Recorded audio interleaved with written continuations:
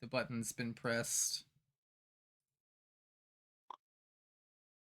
Cuthie Patootie is streaming Dungeons and Dragons. Is that what it says? Streaming Dungeons and Dragons. Well, I was on your page waiting for you to go live, so. Oh, nice. Somebody told me that it was like Kendra said last week. She was like, Cuthie Patootie is going live playing Witches Brew, Nito something something.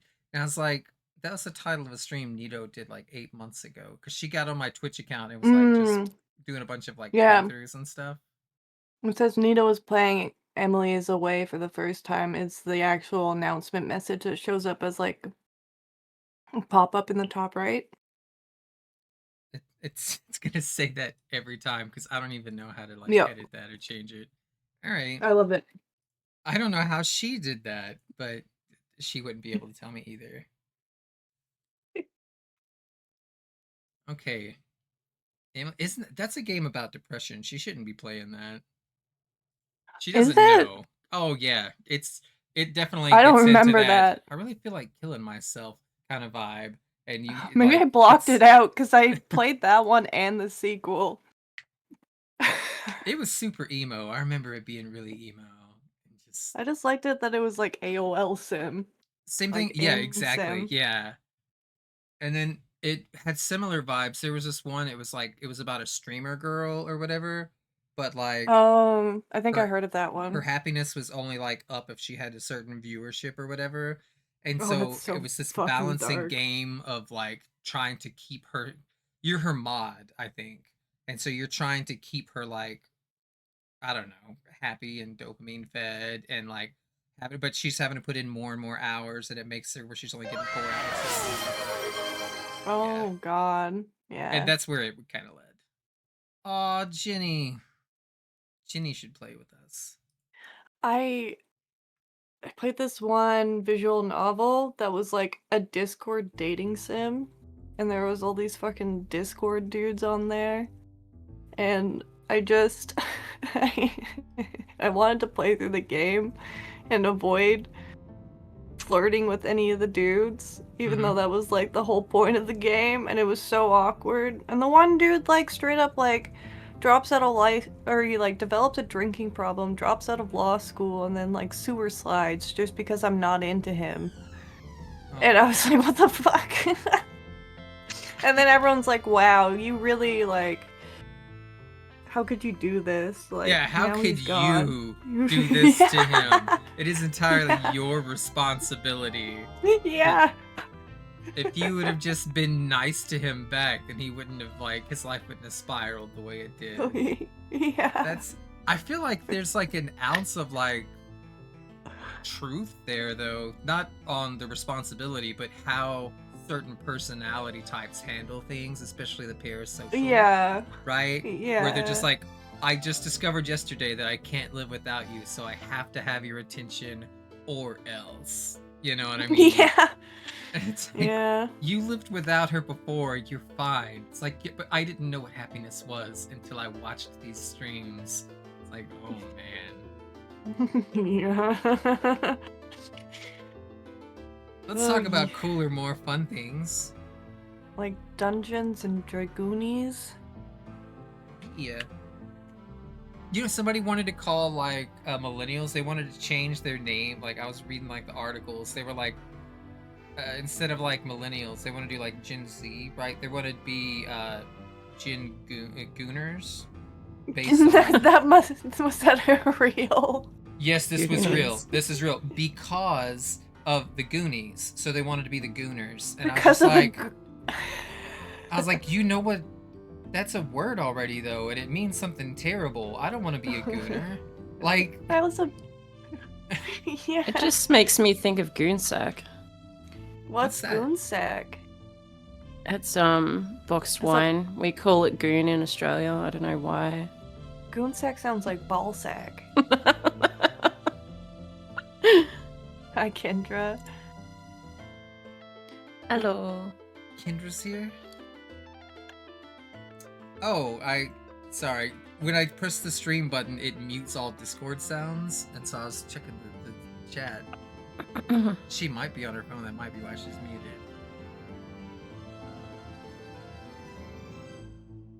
I am in fact on my phone and have been talking to myself in an alley. Okay. And walking. Walk faster. Yes, I see. It's snowing. Aw. It's like 90 degrees here. It is 90 degrees in the kitchen. Are you off of work or are you in the middle of work? No, I'm not. Okay, this works out great then. You're still able to play some days, right? I am. Probably. I already put your character under a folder called Retired, and then I let Juniper have control over it. She's only allowed to have control over Hubert. We've made it. I might go to the store, though. Hubert was in this campaign, wasn't he? At the beginning? Was he? Yeah, at the fair. Oh, he was. He was in the carnival crowd. I remember that. Didn't he set everything on fire? He had an evil twin. Yeah, okay, a likely story. Evil twin.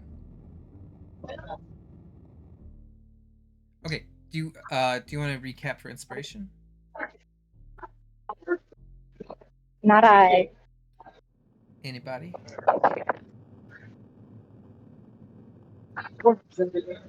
Kendra's here. We have 4 players. That means I can go hard mode on the combat. So we might need some. Kendra's not fully here.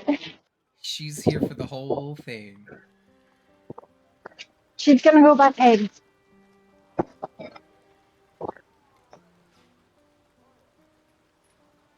I'm cooked. I don't think I can do the recap. Sorry.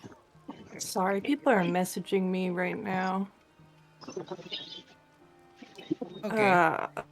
I could recap. I fell asleep, I'm pretty sure, last time. Yeah. I'm trying to remember what even happened. Because I wasn't even here the whole time. We're in the middle of a fight by a lake where there's squad thing. Man, your phone voice is terrible. Okay, so we didn't start at the lake. We started by a creek, right? And we had discussed some ideas about maybe we should go through one of the wells because we have that decanter of endless water or whatever that was able to cleanse. But then we thought, well, Hiccup would have to squeeze. Plus, like, I mean, it's down like a well. You would have to. He could probably put his hooves in his back, like against adjacent walls of it, and slide all the way down. Don't know how you're gonna get him back up again, but it was gonna be cramped space for him. And so they were like, all right, well, instead of doing that, we have the option, like, we could definitely go, where each try to be northeast and kind of like go around the rivers and lakes and stuff until we get to where we're going. Thank you, Vala. Or we could go straight to the tollway, because the way to get to Downfall, the only way through is you're gonna have to go through the tollway anyway, or beneath it, because technically the tollway is like on stilts. It's like 30 feet up in the air, and oh man, my straw is so small, my drink is so big, I just threw my straw into my drink and it disappeared forever. Anyway, we went northeast. We traveled. We found somebody who was supposed to be based on Boyd from Red Dead Redemption, but I don't think anybody picked up on that. He said, "Reckon I'll go fishing" about 11 times. Oh, I definitely did. Fucking God. Did you really? Nobody said anything, and I was like, "I'm beating a dead horse." I didn't think we needed to. And I was trying my best to be like, "What does Boyd even sound like again? I don't remember." And then it was just regular basic country frog. But he had a lot of information. He had a lot of information about children, especially. He accused Bug of having a sister because there was like a familiar presence that I guess, but he knows it's not her, but like somebody related to her maybe. And he kept saying, your sister used to do this and this and this and this. And so he's been around a time, right? He's probably been here at least before the split, before Sibylla lost control of the realms. He did go on to warn about what happens to people who don't have shadows, and I think he said they turned into ogres. And so Juniper did like a nature check to find out more about ogres, and we do know they eat babies. They eat children. And a lot of other facts that I can't remember off the top of my head. There was a little miniature fishing game. Juniper was the only one that really tried fishing. The Invisible Butler tried it, but he failed his first roll. Juniper got all 3 of her checks ready, and so that's the only reason I was giving out so much information was because I'd already recorded, like, if they get check 1, then I'll give them this. If they get 2, then I'll give them this. If they get 3, I'll give them this. If they start cooking the fish, then I'll give them this. And you also got invited to join the revolution. There's a cousin of his. What was his name? Urkfunk? Something like that. I think it's like... It's spelled real funky. It was like Urkfung, I think. Urkfunk. And then he had a cousin who's the Baron of, I think, Muckstump. I'd have to I'm going off the top of my head. I'm not actually looking at my notes. I know who he is and what his icon looks like. I know what house he lives in. I just can't remember his name. I know he's... It starts with an I, because I put really funky names, and I know he's a Baron, and I know he's part of a revolution against the kings and against the monarchy as a whole, because so far every king has been like assassinated by a previous king, right? So much so that there is a bridge that is just the beheaded kings that used to rule Downfall, and all they do is talk shit about each other all day and everybody who passes. And it's really interesting that magic keeps them alive. There was a book of like suspicious names, I think, where Bavlorna kept record of those who have wronged her and those that she wants to get, revenge on. And somehow this king has stolen this book, and he's too nervous or anxious to kind of read it at this point, I think. But he wants to make sure that his name is not on it, but he's afraid that if he opens the book, then his name would be on it. And maybe it should be, because he's done some, definitely, like, some bad things, which is why there's a revolution against him to begin with. Bug showed this guy who is really like an info dump. I made him to be like a little bit of a tag along, like he was easygoing, and so I was like, this is somebody who could kind of follow them around, be really quiet about it, and just kind of, if they need some information to call upon, they could ask for his advice. But instead, she just ooga boogied him and was like, guess what? I don't have a shadow. And so he took off, and he was very, like, totally scared. Sir Talavar came about the situation, and he was talking about, that guy is fucking nuts. You don't turn into an ogre just because you don't have a shadow. You turn into a bucket of goop. You melt. Everybody knows that. The shadowless eventually melt. And then he did pick flowers for Bug's funeral, which will happen eventually down the road, right? And everybody went northeast, kind of following the stream. They looked for like any goodies or anything that were in the stream. Couldn't find anything. There were plenty of fishing rods, but they were like made of sticks and string and stuff. As they were chatting and talking about funerals, and Juniper decided to play tag with Talavar, I think hoping to distract him from the conversation so that his input wouldn't make people feel gloomy or uncomfortable or anything. But the position you guys were at on the map, like, it was like very, very close to the edge of the tollway. So it's like, if they go west at all, they're automatically upon the tollway, right? Like, or in vision of it. And then there were a lot of brigands that were up there. And the tollway itself, it's more like piers that come out of the bog, and they're only 5 feet wide, and a lot of them are rotting and not super stable. You guys got noticed, and one of the people jumped down, and they were going to interrogate. This is where I remember getting in. We did a lot of stuff. It just doesn't seem like it. Ah, shit. I gotta deafen for a second. Sorry, guys. Okay. Yeah, I remember the Talavar, like the flowers thing, and Bug getting kind of like annoyed by him, like not dropping it. And Mildy trying to like divert the conversation elsewhere, but Talavar just laser focused in on it. So she was like, "Go get flowers," and we were next to the tollway, and I believe it was like Mildy and Talavar were the closest, and the brigands were like, "Hey, you're gonna have to pay the toll," and they were just like, "What?" Like, and then they started like more and more brigands were showing up, and they were just like, "Yep, you're gonna have to pay the toll." Okay, well, if not all of it now, you're coming back later, right? So you will pay half now and half later. And he was like, "Yeah, just touch the orb, just touch the orb, just touch the orb, just touch the orb." And I think it was just before Mildy was gonna actually touch it. Bug had cast darkness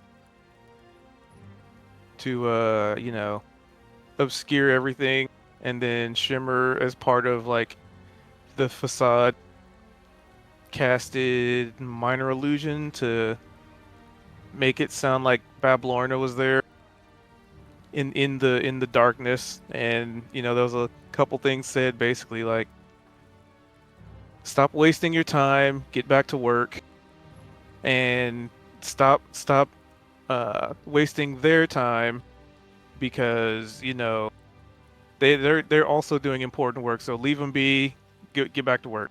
And they were like scared and freaking out and like, "Yes ma'am," and like started dipping off, which gave Mildy and Talavar time to like get back to the group, who was kind of like off, not too far off, but like out of line of sight.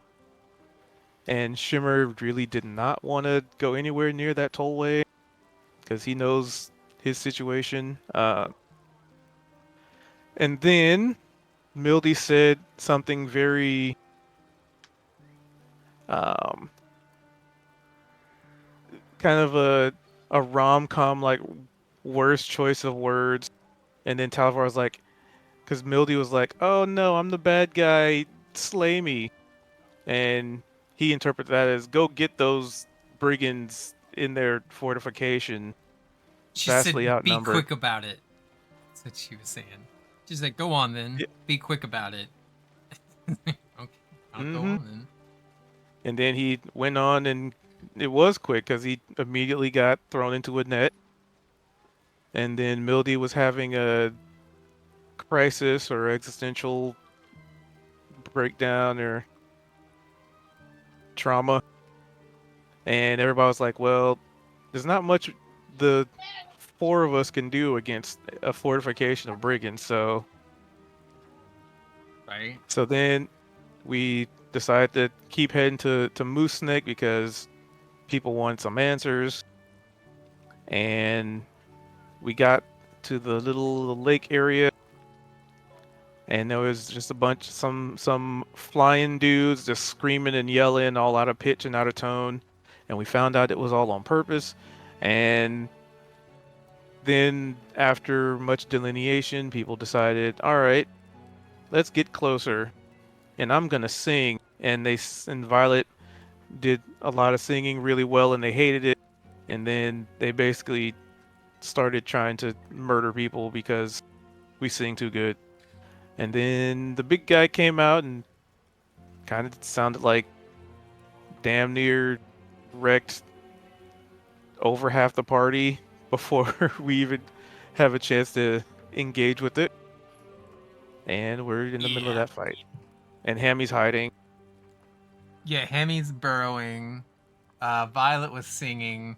I think she did it out of spite, just because they were so off pitch and off key. She's like, "Do you want to know what a real performance sounds like?" And so they were like, "Yeah, let's kill her." Oh yeah, and then Bug drowned the guy. Bug submerged one of them, which stopped them from screaming, and I have like a little marker on them on purpose because they just took on a bunch of water while they're screaming, and then she threw them at the other one. And then I remember she was like getting attacked with like the little scorpion stingers and stuff they have, and fucking like caught one and then just beat the hell. She used her monk like deflection, right, with her reaction. to actually, on somebody else's turn, injure it instead, which is always really satisfying. So she's like the tank right now. She's in the middle of all the bad stuff that's going on. All right. You can have heroic inspiration if you'd like. And Juniper had to deafen for a minute. She's probably got real life stuff going on and food stuff and cat stuff. I slipped on ice like I said I would. Did you really? That sucks. Yeah, and I'm walking home with eggs.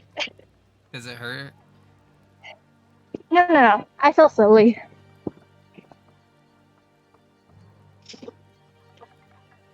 Okay. My leg's just wet.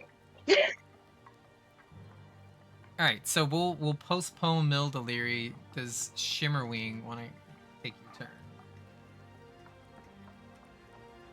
Oh, I forgot about our cool fight music that had the monkeys that were escaping from the lab in it. That's what we want to listen to. It'll eventually get there. It's a playlist. You guys have no idea. I've got 120 songs already uploaded onto this. But like I keep hearing music and it'll be like 10-minute samples and I'm like, well, if we're playing for hours, I need 10-minute long songs. So give me like 20 of them. I don't know. I felt like this was kind of a goofier fight. So anyway. Shimmerwing's turn. It does look like Bug's taking some damage, Mildew's taking some damage, Violet's taking some damage, Hammy's perfectly fine, he's underground. Those things don't have a burrow speed, so they're not going to get him. And one of them's underwater. Yes, this one right here got submerged. That's why it's got like a little sad face going on. Oh, wait, what is your distance? Or are you in a bag? I was staying in the bag because I was basically being like a turret for Bug. Because I was spewing the fire bolts. Okay. This one's Shimmer. This is Shadowwing. Okay. Are you above the bag right now? Like head poked out, or are you burrowed in the bag?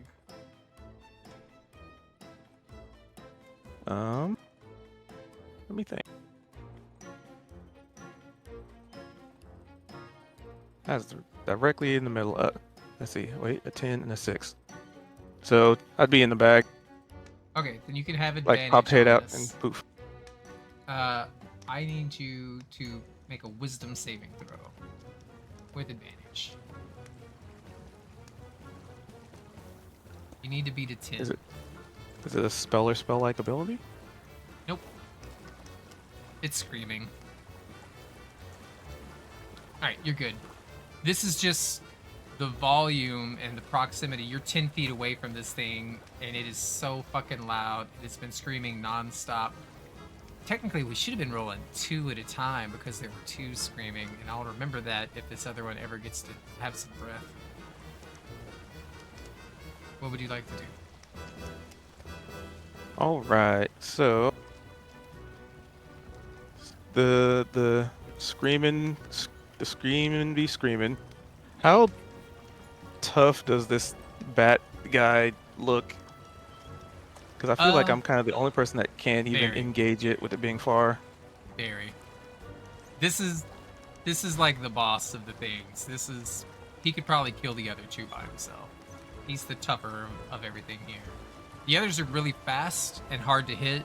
They're not super healthy. You can see just by the aura or the HP bar that's above it.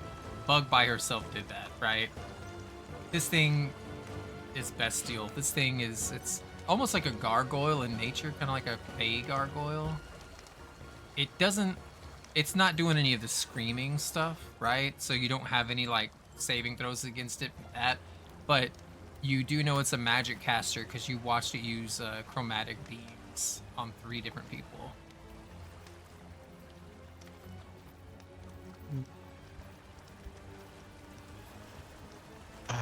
I'm not a level Or since this is clerics, Fae, I don't have good stuff. you could do an Arcana check if you want more.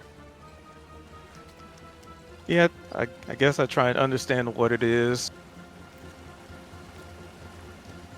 so I know We'll how to do best. advantage because it is a Fae creature and you're a Fae creature.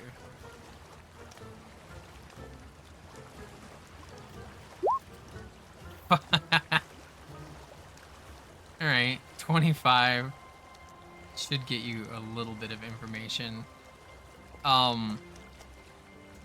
These are Fae creatures that came about from devil corruption. They have a mixed ancestry of Faes and devils.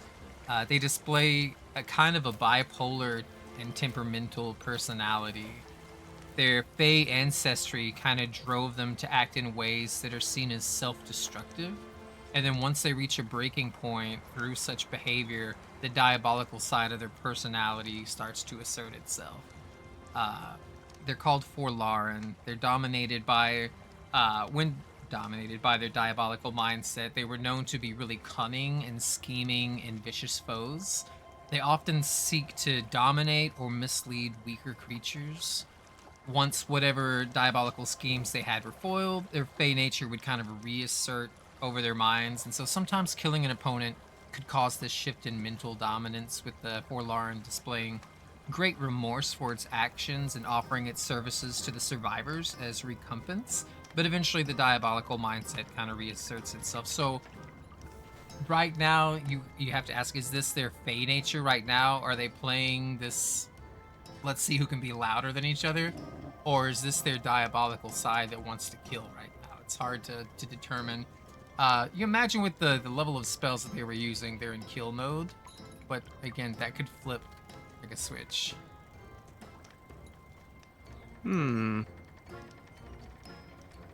So they can be reasoned with, basically. When they're in the mindset to be reasoned with, they can be reasoned with. If you can find a way to trigger that somehow to get them to become more temperamental. Because again, there have been cases that you know of where the demon side is like, let's see what their organs taste like, right? And then after they kill, then they're just like, oh my god, I didn't mean to kill, I just wanted to play. And then they would be remorseful. They would be willing to make it up to whoever, like, that just lost somebody. Good idea or bad idea? I have options. I think I'm gonna go for rolling the dice idea. So Shimmer hears all this yelling and whatnot, and he's gonna, like, seeing this thing, like, kind of looks like it could just murder everybody with relative ease. Shimmer will,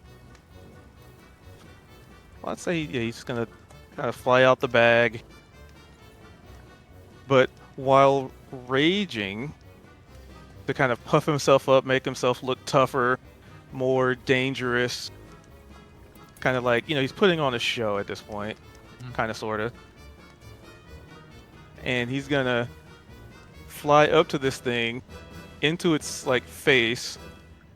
Well, maybe at an angle, just to 20.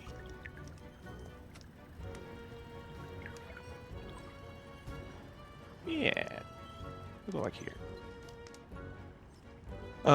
Because I did see it, like, launch something at people, so in case they're, like, Shimmer's thinking of this, like, tactically, like, if this thing can do this, what if it could do, like, a cone, and I'm just putting everybody in danger?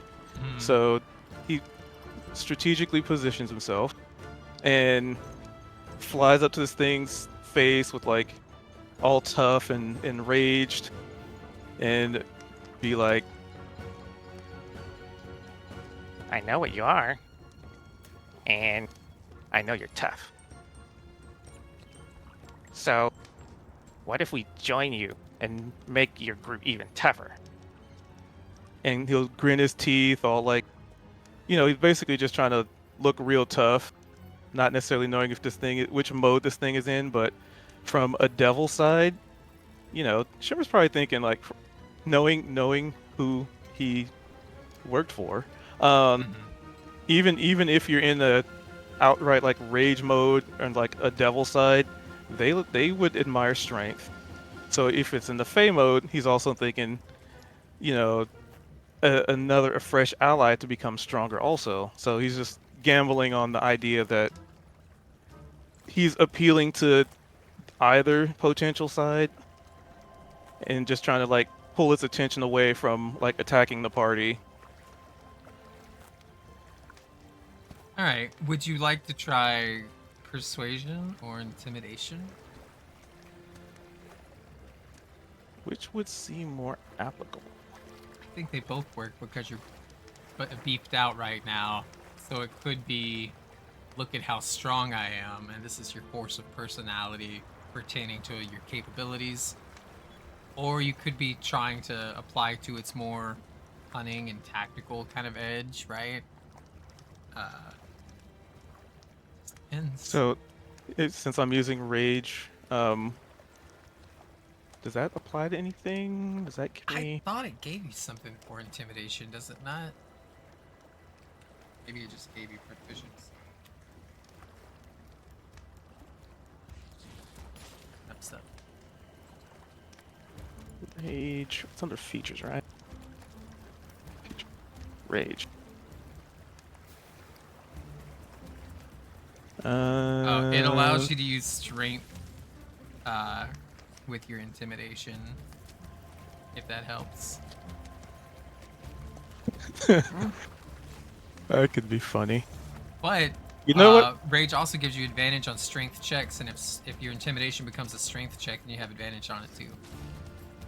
Yeah, that's what I was thinking. I was like, it's like, hey, let me work for you, and then just like in the next frame, I'm just like doing like the arm, like the flexing my muscles, just yeah, showing off. Yeah, it's a Johnny Bravo type of persuasion. Yeah. Minus the hair. So how would I roll intimidation with strength? That's. Can we do that on Roll20?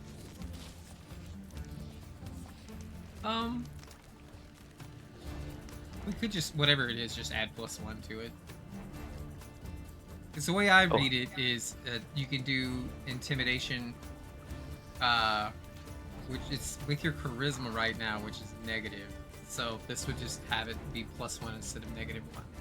So D20 +1, and you get advantage.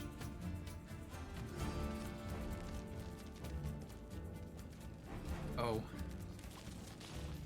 Is that right? Is that... Yep, okay. Hi, sorry. Hola. Hi, I'm back. This thing looks at you, and it's common. If you're speaking common, right? Yeah. On a 4, it just huffs through its nostrils. Inspiration. Would you like to? Because you just rolled 2 4s in a row, and that's terrible luck. What kind is this? What are the odds I roll a third lime, 4? blue raspberry, coconut. Key lime pie? Yeah, let me try.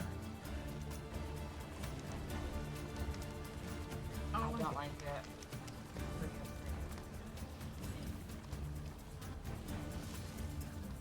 Okay, so get rid of that.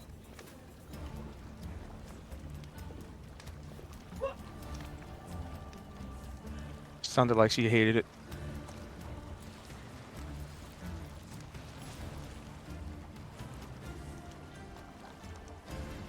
Why has it got the green arrow? Oh, because of advantage. That's why it's showing the thing. Okay.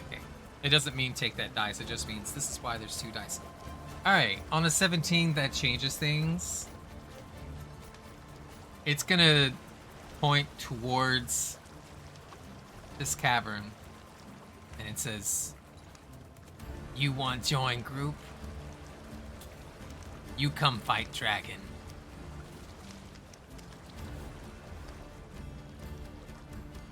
Shimmer nods and calls out to the group. No, not them, just you. Ah. Okay.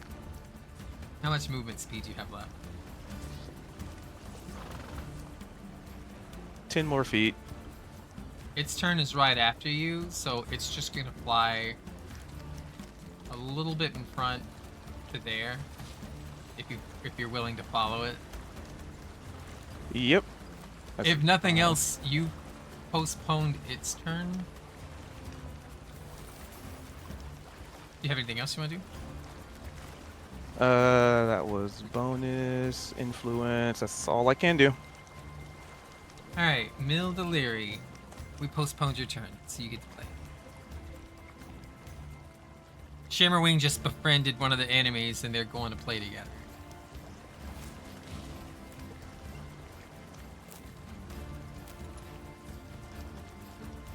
If you're AFK, that's okay too. We'll go to... I'm focusing, I'm focusing what's happening. Okay, I need you to make a wisdom saving throw. Okay. Am I doing it for Violet as well? No, it's not her turn yet. Alright. Sorry. I clicked the thing. Did you? Oh, I might have to reopen my character sheet. Bup, bup, bup, bup, bup, bup, bup.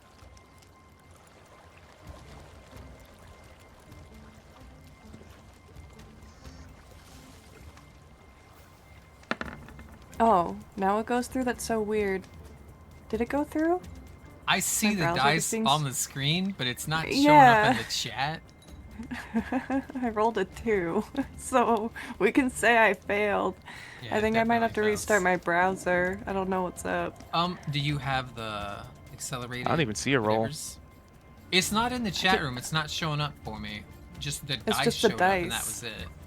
Yeah. Try it. Just try clicking it again, maybe. Okay. Oh, my character sheet wasn't even loading, and I do have hardware acceleration turned on.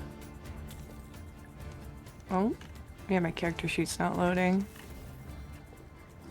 I will restart my browser.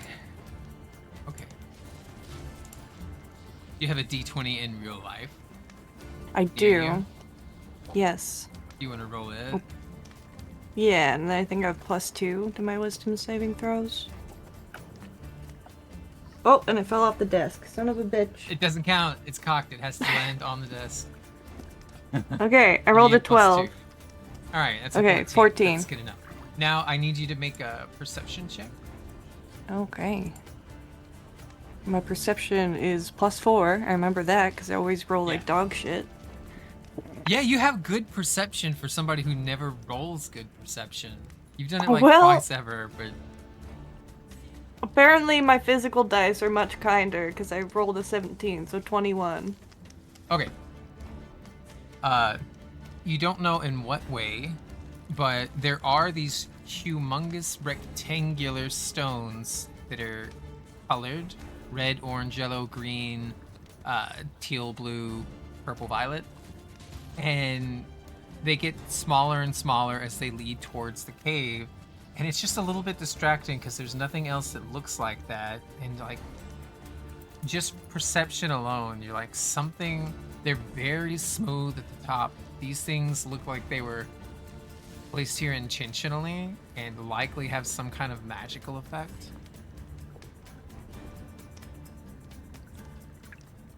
Okay. That's all. But just on perception alone, that's all you can gather. Are we're in combat right now. Oh yeah, and Shimmerwing has flown off with something. You got struck by some kind of beam that shot fire and ice and like, what was it, electricity? Something like it had like 3 different elements to it, and 3 of you got blasted all at once. And so Shimmerwing decided to come out of the backpack and befriend that creature, and they're gonna go like throw fireworks at cars or something on this island, leaving you to fight these 2 screaming things.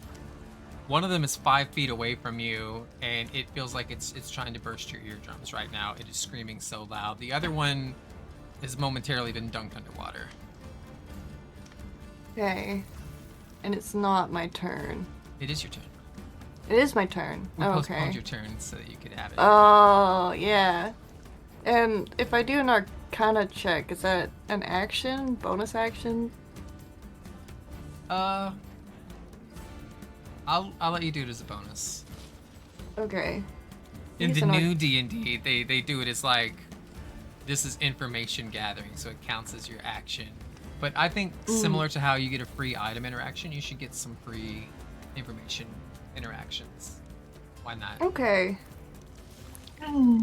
Well, I'll use my bonus action then to do an Arcana check to see if I can figure out anything more about the rainbow stones.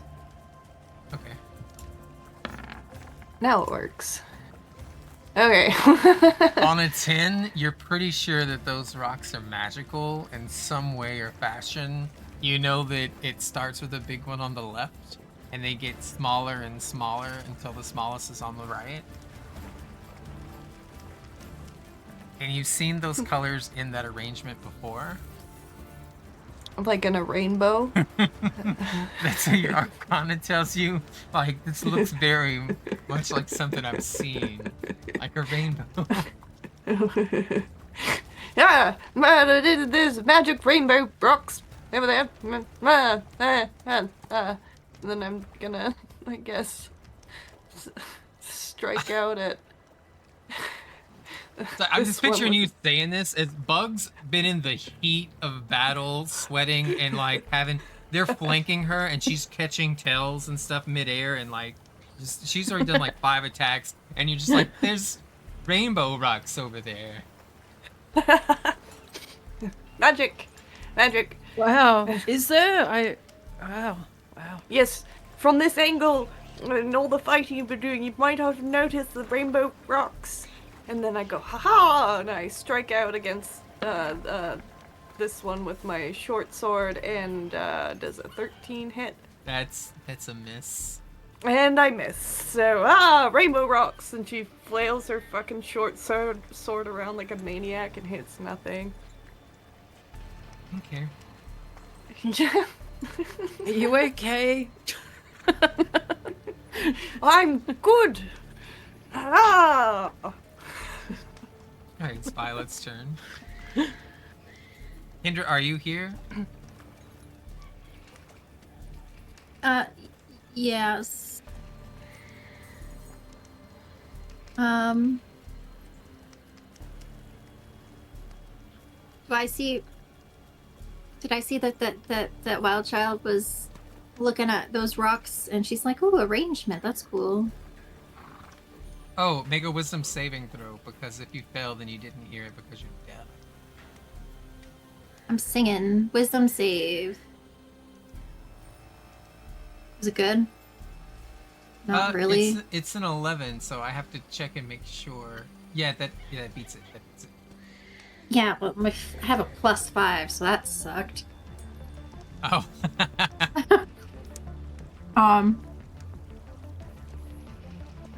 So I heard her? Yeah.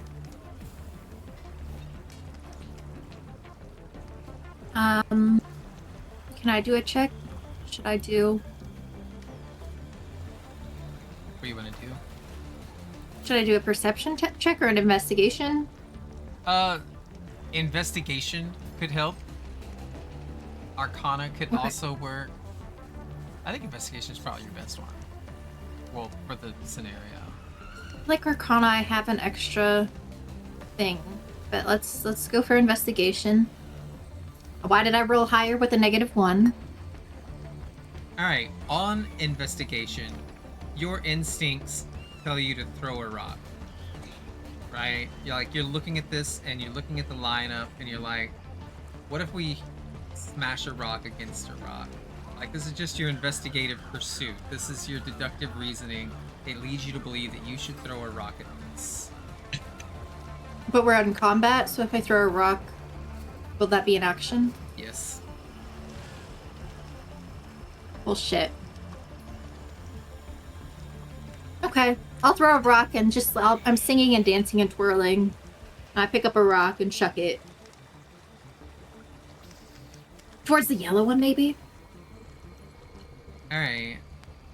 Roll d20 plus your dexterity. Like, you could probably just click dex.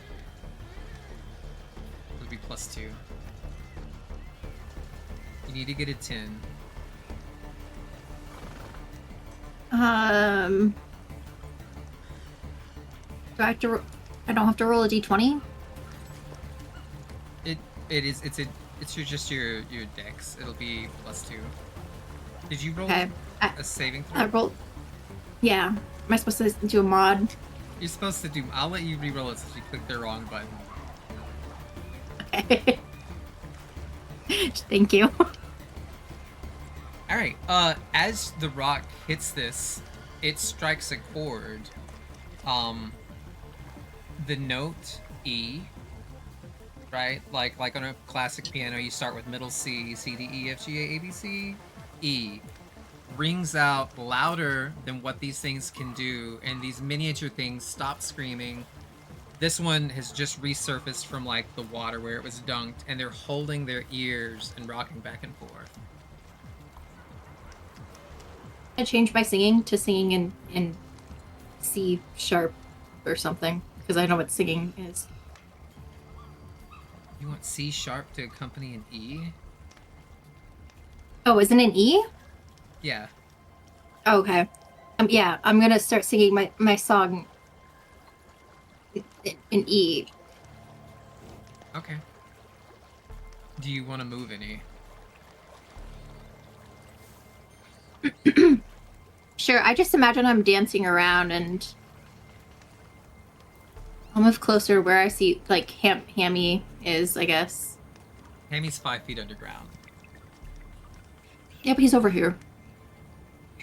You can see, like, the dirt where Hammy used to be. This hole, yeah. Okay.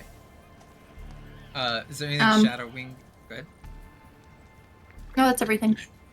Alright, does Shadowwing want to do anything?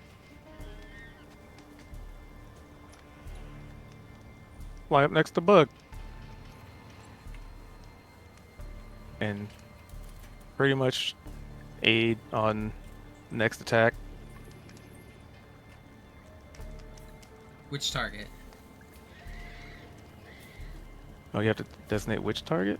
Mm-hmm. I thought, I guess it's just whichever one Bug's gonna. Let's go with the left one. Okay, I'm gonna put a little thing on it so I'll remember. Technically, the way it works now, the next person to hit this gets advantage on it. But Bug's also, like, next in line to fight. Okay, Bug, what do you want to do?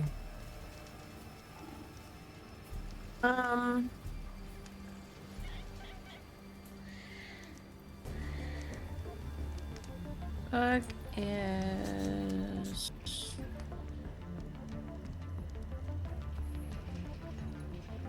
gonna. Oh, wait, sorry. You have to make a wisdom saving throw.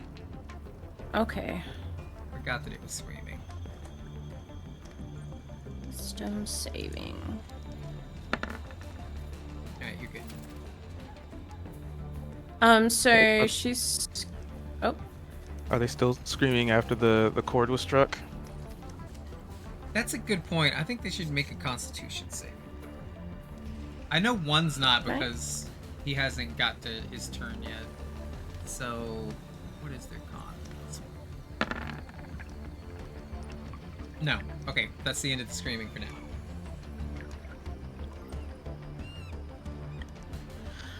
She's gonna pull out a dagger and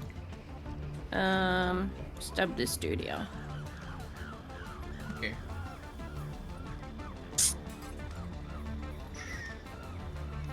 Where is it? It is tiny and fast and hard to catch. That's a miss. Oh, that's so shit. Okay, well. You have advantage on the one behind you. Shadow Do I? Wing is tripping it up, so you have advantage on hitting the one with the green dot. If Okay, you want to use your well- bonus action. Yeah. So yeah, she swings her dagger at that one in front of her and she misses it, so she's frustrated. Can't eat anything. And she's just, in her frustration, gonna turn around and like try kick the other one. Alright. Use flurry of blows.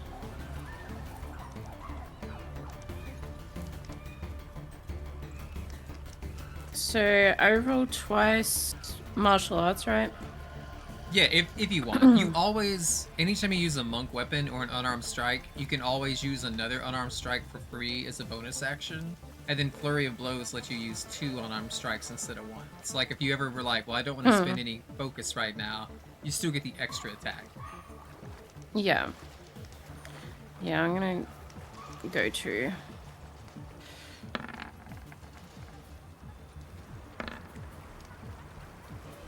That's a hit.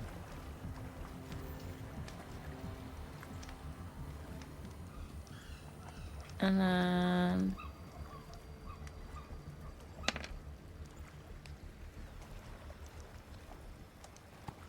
I do damage twice as well, right? Well, that was just the first one because you had advantage, right? So 15 and a 19, so roll twice more. Got you.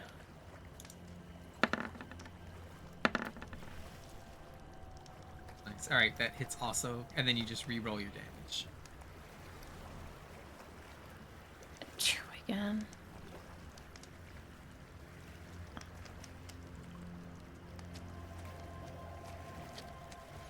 Okay, what does this look like as you basically make this one almost as injured as the other one? Like, it deals a lot of damage to this thing.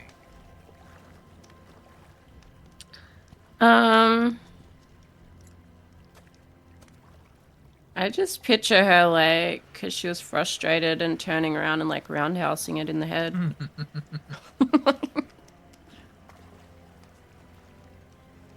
And then maybe it, like, sort of staggers back and she just walks over and stomps her boot into its face again.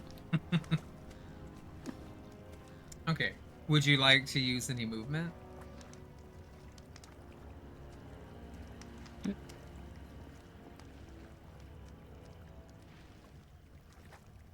I'll just stay. Okay. For their turn, they're not gonna scream. You can tell at this point, it's the musical notes. Violet's singing because she's singing on pitch, and then the ringing of this stone right here. This bothers them so much that they are no longer like interested in screaming right now. They're holding their ears. They really just want to get away. It grants them disadvantage because they're so distracted, but they're also flanking, so they get advantage against you. So it's just going to cancel each other out, and you're going to get attacked by 2 barbed tails. An 11 and a 21. AC. Okay, so 11's going to miss. This one's got the 21. 6 piercing damage. Unless there's anything you're wanting to do. I would like to deflect it, please. I gotta Google what that is every single time. All right, when you deflect, it's a DC that I have to overcome, right?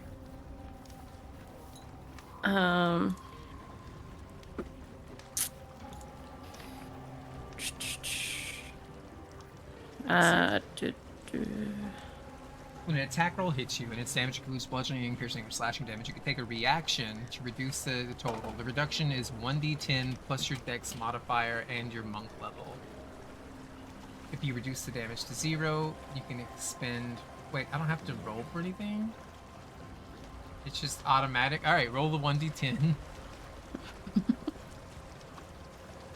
And then you'll add 7 to it. Well, 7's more than... You don't have to roll anything, because it's just the minimum you can roll is 8 for this.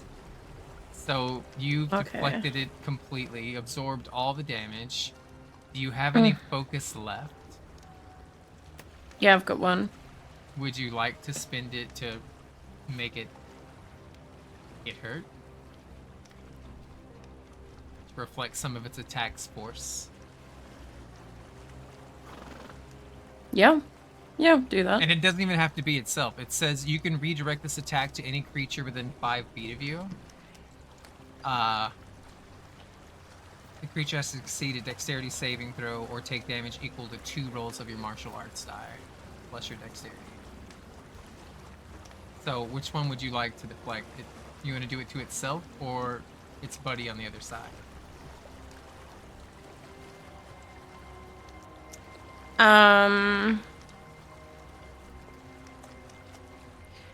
Wait, which one's which? So the one that's on Bug's left, This that's is the this one is the that I'm one deflecting? that you just deflected, right? The one on the right. Oh.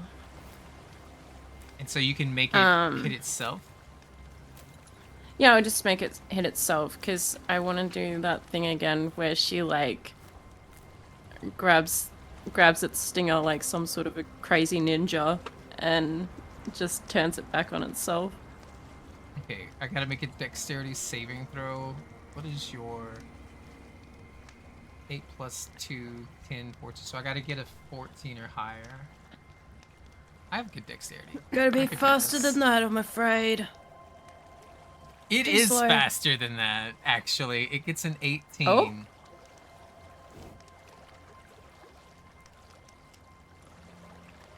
So as you do Scratch that then. deflect all the damage that it was doing to you, but as you try to like do the same trick twice to it, it catches on to you and it takes 0 damage. Okay. And that is both their turns. It is Mildalaria's turn.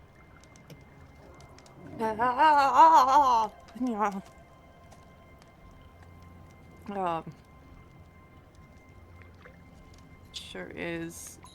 You were flanking with Shadow Wings. Oh, never mind. That's Bug.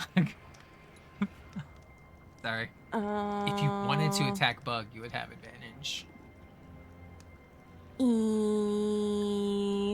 Yeah, I think I will. I mean, either way, you could get advantage on them depending on your positioning.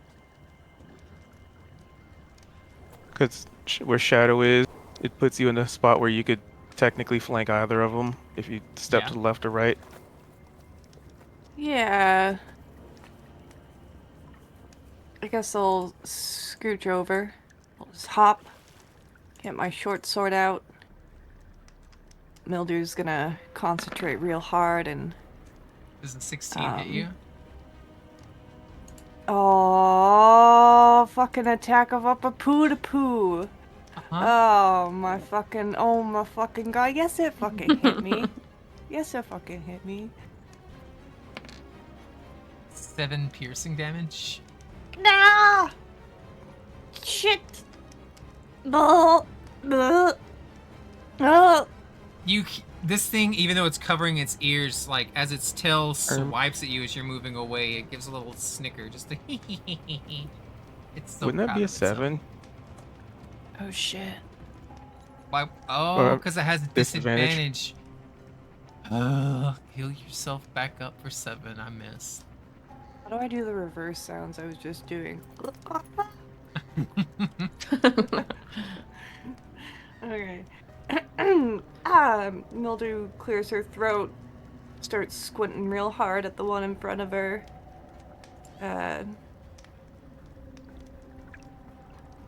Uses Hunter's Mark on this guy.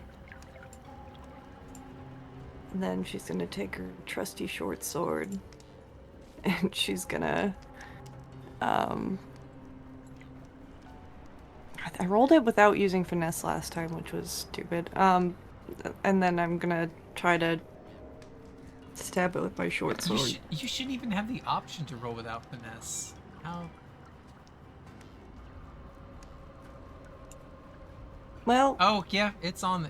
It's short sword strength, short sword offhand, short sword finesse. What about finesse offhand? And I'm assuming that was a big swing and a miss again. Yeah.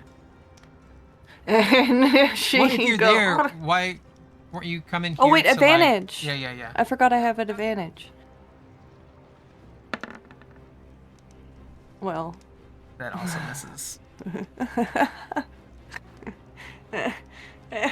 I think Violet may have an inspiration. And her dancing's very inspirational. She does. It's gone now. Do it again. Do it again. You're gonna burn it for that? She I'm not burned gonna it. be able to hit. I'm not gonna be able to hit. You just need 2 more. Just 2 more rolls? My That dancing's hits. inspirational. Oh, the hit. Mildew sees Violet traipsing around on the corner of her eye, and then sort of her hips wiggle and sink as she recalls the amazing performance they put on, and she does a little wiggle and a stab, and she goes like, ah! Oh, so I get to add, so I get to roll for damage, and I get that, because I have Hunter's Mark, I get to do an additional 1d6 force damage, which I think would be overkill here. Oh, what's Vex again? Vex is where your next attack against this creature has advantage. Oh, nice. Alright, describe what it's like when you kill this thing. She takes her short sword, she does a little wiggle, and she stabs. And how small is this thing? Like, is it like the size of my hand? Yeah, these are like pixie size. These are. Do you remember the little sprites and pixies you were messing with at the carnival? It's like their size. Yeah.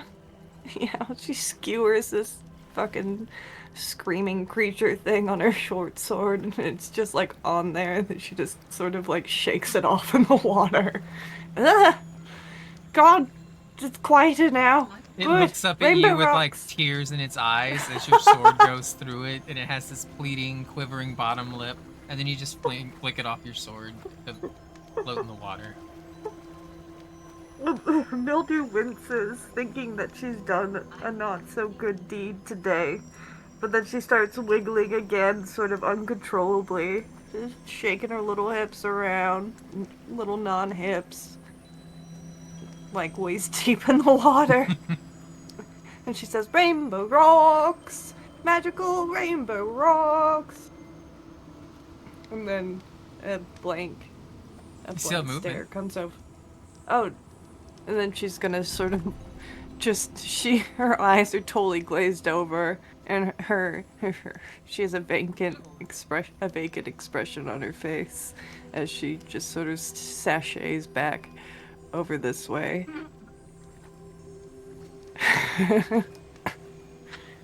You could flank with Bug if you want.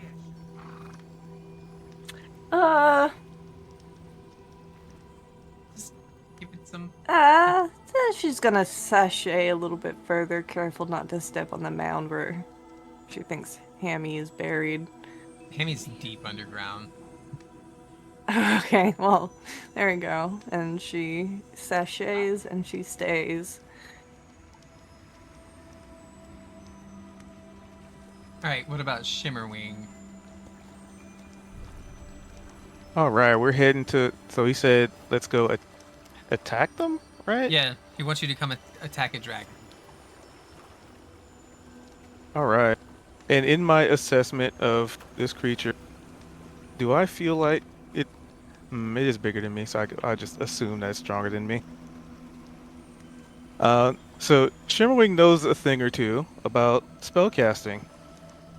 As he's watched, you know, his mom do plenty of it. He also observes something else interesting. That it's very difficult to actually. When it casts a spell, did it have like verbal components and stuff, or did it just kind of like when it did the chromatic orb? Was it like an actual spell? Information for free. Yeah, it did have components. It had verbal components and it had semantic components to it. Okay. So it wasn't just like, okay. So understanding that and understanding how it utilizes what it utilizes. Sure. Oh, this is probably gonna be a horrible, horrible, bad, hilarious idea. I kind of need shadowing to help me with this. How would I can't really hold my turn in this edition.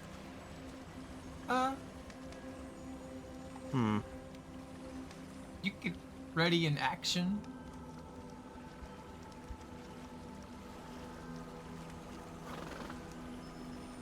I don't know how readying an action would work with this. So, okay. I'll just put the cards on the table.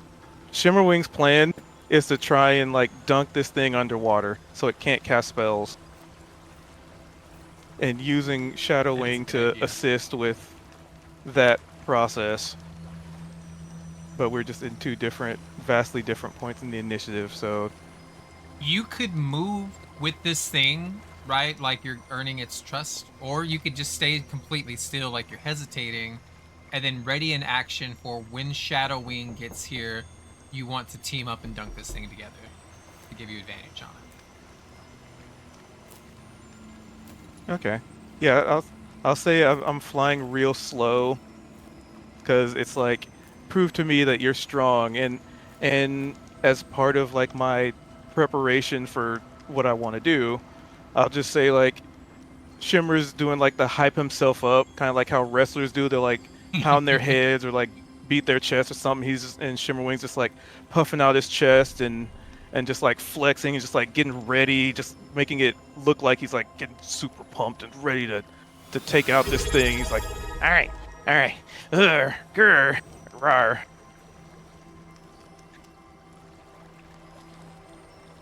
It just looks at you and it says, okay, now you ready, kill dragon. Come kill dragon. Big dragon, snake dragon, moose dragon.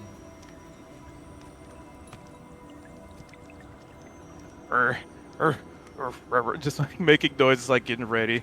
He's looking in the direction like he's prepared to go, but non-verbally, Shimmerwing's sending a command to Shadow to, get on over here. Okay. And it's gonna look back to where the little devilkins are, and one of them just got skewered, and it just shakes its head and just says, weak devil, boo. And then it too readies an action. Alright. I think that's my turn because I'm readying. And then that's his turn because he's with you and also readying.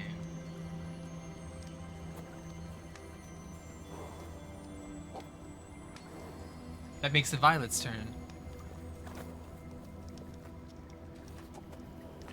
Already? Yes. Okay.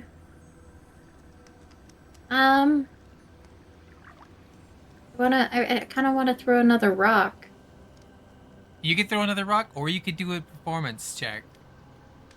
A performance check? If you get a 13 on a performance check, then that's the same thing as having resonating like pitch, right? It's loud enough and it's on key. Or you could throw a rock. The difference is to hit one of these things with a rock, you need a 10, but it's a dexterity like check because you're aiming, you're throwing a rock. Whereas performance is a 13, but it uses your charisma, which is your highest stat. Do you want to chunk rocks or do you want to sing? Or do you want to just blast something with spells? I'm really having fun just jamming out and dancing and not helping in the fight at all. Okay. I wanted to throw a rock. I guess I don't know it though.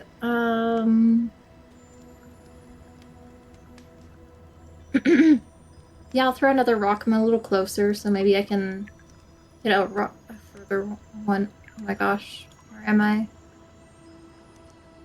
Should just be a dexterity check. So like dex Okay. mod. I'll move like a little closer, like over here, and try to aim it at the green one. Dex mod. Mm-hmm.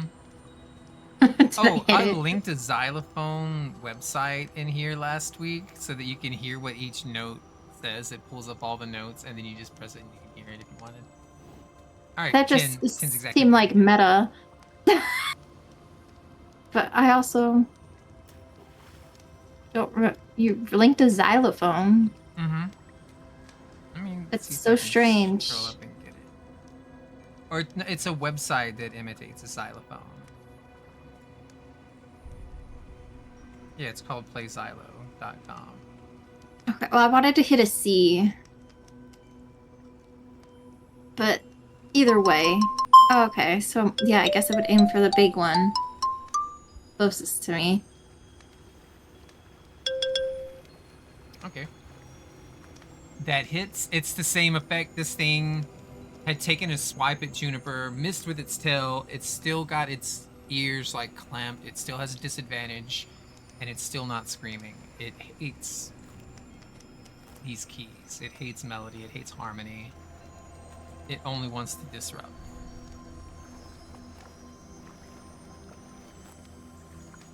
Do you ever feel like a prospect? I'm just singing and air drumming and throwing rocks. In your general direction. It doesn't come close to you. Like, it's still like just an inch away from itself. But it is furious specifically at you. You feel like you're going to be the next one to be attacked. Bug stomped it in the face twice, and it still hates you more. I'm just dancing. Alright, Shadow Wings. I picked up a stick that I'm air drumming with. Alrighty. So, since this is the same turn... Actually, I'm gonna have a Shadow go invisible.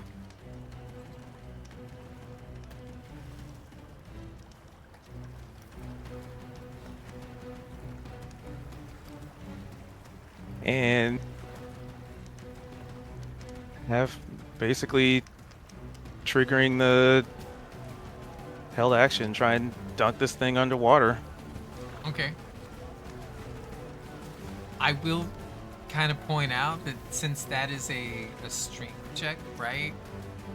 Well, no, I guess it's not a check. It's more of it's an unarmed attack for grappling, right?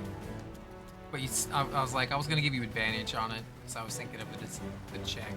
Never mind. Yeah, no, you need. Because I am raged. Yeah, that's what I was thinking. That rage would give you advantage. So what am I rolling then? Just unarmed attack. Unarmed. Okay. If it's on your sheet, it should be like 8 plus 2, which is your proficiency, plus your strength mod, and I think rage gives you plus 1. And you get advantage. Wait. So or when maybe that's your strength. Okay, let me try and roll it and see what it gives me. Because it just says plus 3 attack on my unarmed strike. Do you have your rage toggled on? Yep. Looks like yeah. Oh, maybe it's damage that it gives you plus 1 to damage. Alright. Okay. How far do you want to drag this thing underwater? I imagine it's pretty deep. So let's go with Ooh, this is an interesting question. So would it be based? It has to be based on my movement, right? Not Shadow's. Dang. Because if it was Shadows, I could push this guy underwater 60 feet. Which would be freaking hilarious. And it's a swim speed. Actually, since that was a crit, I mean, I'm just gonna try and push it as far as I can, realistically. I'll say just because it was a crit, you can use your regular, because your swim speed, it's gonna be difficult terrain, but I'll let you not, like, you can bypass the difficult terrain. It won't be able to. And do you release it at the bottom, or do you keep it grappled at the bottom? Because this is, you're going 30 feet underwater. Yeah. So I think if we're going underwater, I think I'm gonna hold on to him using Shadow. So it's gonna be like me pulling them under, and Shadow's kind of like. All right, I guess I'll just describe the scene. So basically, the second Shadow like makes their way over here, just sort of like an outline. Shimmerwing finishes his flexing, and it looks like he's about to start flying towards the cave mouth, but instead he like wraps himself, like maybe his tail around this thing's neck, almost like a xenomorph moment where it's just like grabbing around the neck and like pulling their head back. And he just like goes like pulls them back like almost like a backflip into the water head first, and we're just like going underwater, down, and for the camera, like the invisible Shadow Wing is also like getting a grip on like the neck or maybe like a hand or something that also help with pulling him down. And as part of, and basically for Shimmer, his plan is to, let's see, so that was a movement.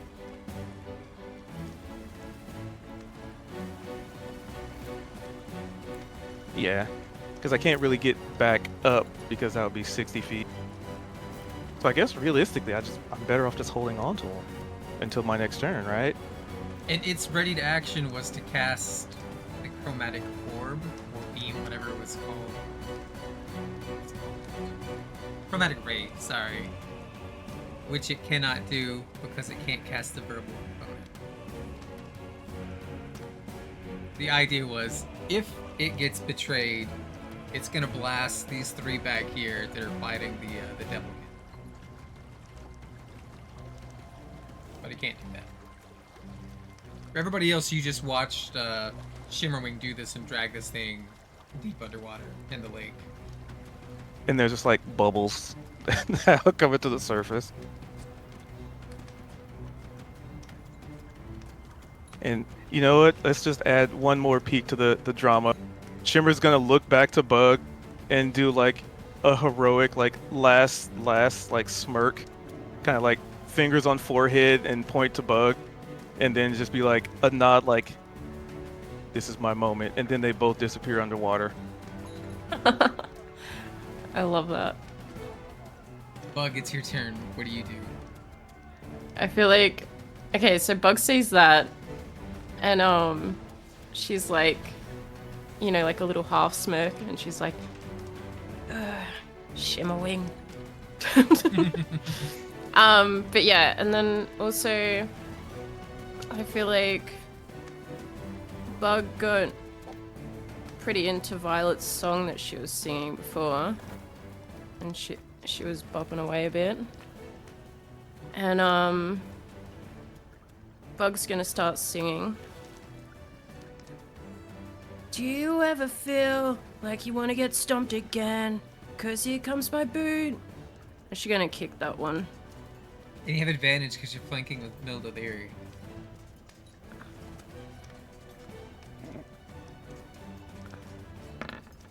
Oh my god. Yeah. Well, it doesn't have enough health to survive a crit, for sure. But roll it and see what you would have got. But maybe you roll all ones. Maybe I'll get lucky.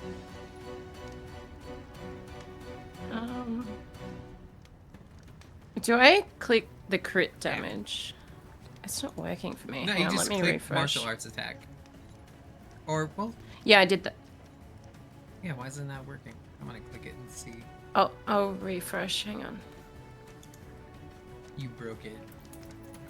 I broke it. She Bug crit him broke so it with her hard, boot. the game broke. That's 2 crits in a row.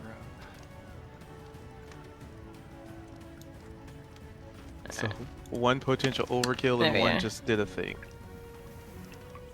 Yeah, that's dead.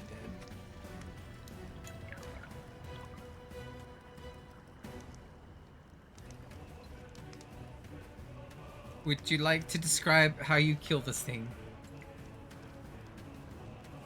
I don't know, I feel like Bug just felt really, what's the word?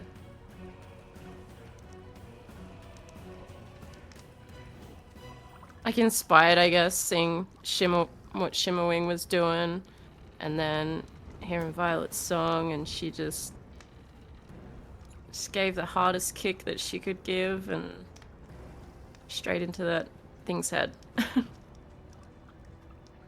You can see its head twist unnaturally, and you can hear like bones snapping, and there's like a little crick, and it's, to be fair, it's probably more of a painless death for it, right? Like, it just instantly died. You just snapped its neck with this like little spin kick, and you just see like it was fluttering, its wings stop working, and it just falls limp to the ground. Eyes like rolled into the back of its head. Damn. You still have movement. You still have a bonus action.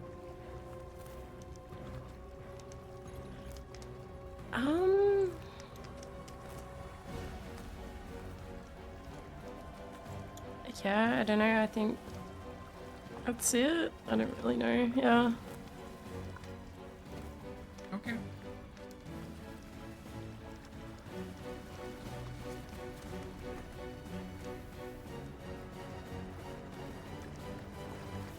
Then it is Mildelyri's turn. Or maybe. Oh! Sorry. No, go ahead. Go ahead. Sorry. Maybe she'll just step onto the shore, like just right on the edge of it. Yeah, she's been fighting in the water this whole time. Yeah. Just going back and forth. Had one in front of her, Sorry, one behind her, Juniper. and it was just this constant, like, yeah. Yeah. Oh gosh, is it too late for me to put Hunter's Mark onto this guy now next to me? So I can move it if I kill something. If Oh, this something thing's dies. dead. Oh, the one. Oh. What the fuck? What are we. Bug killed Oh, what the fuck is that? That's a bat. Okay, this is corn all over again. Okay, well. Oh, that thing is 30 feet underwater with Shadow Wing and Shimmer Wing. He just, like, body slammed it into the bottom of the lake. Okay, so I know it's down there, but I can't, like, see it or anything realistically. You could go underwater and see it. That sounds like a great idea. And then you could use your bonus action to transfer your Hunter's Mark to it. You know, Well, when the I can first- just let that expire. I mean, when the first one died, I think that was before we went underwater. That's Yeah. the one you had the mark on, right? Yeah. But I didn't think of it at the time. I didn't think to transfer it. If I did transfer it, probably would have went to the other Devilkin. Okay, well, that which Devilkin one? just died right now. Yeah, but I can't see it to transfer my Hunter's Mark right now. Why don't you go on the stones to see if you can see the other one from a stone closer? I guess you'd have to be in the Rainbow water. stones! Rainbow stones! And she's gonna... I heed your advice! She's gonna hop onto the red one. And it plays the C note. Oh. That's the one. I gotta get to the 5, and then I got a pop song. I've been learning a little bit. I don't have enough movement speed to It's get like to the the piano 5. from Big.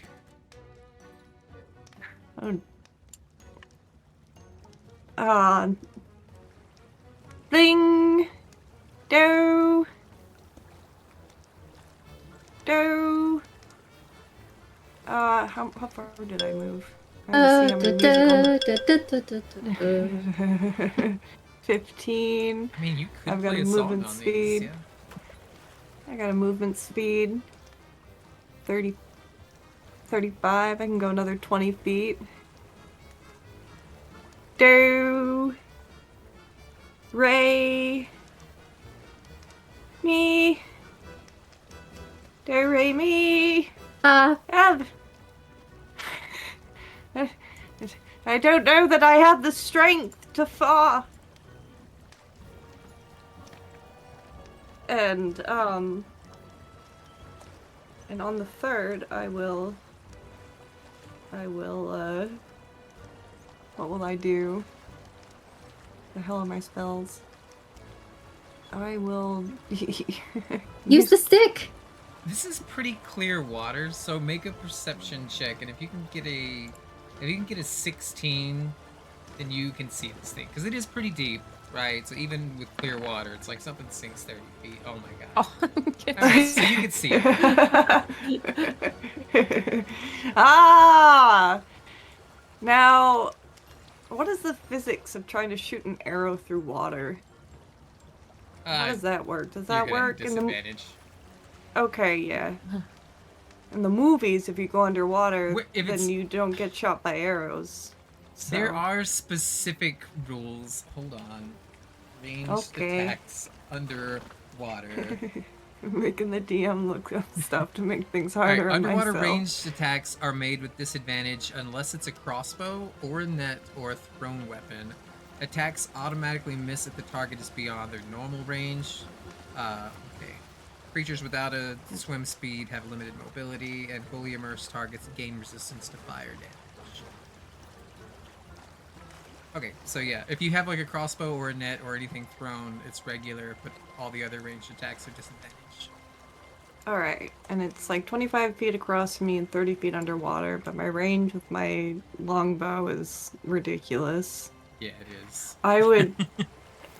I should be able to transfer Hunter's Mark to it, being able to see it now at least. Okay, so I'll do that, and then I will try to shoot it with my longbow with disadvantage. Okay. 1, 2.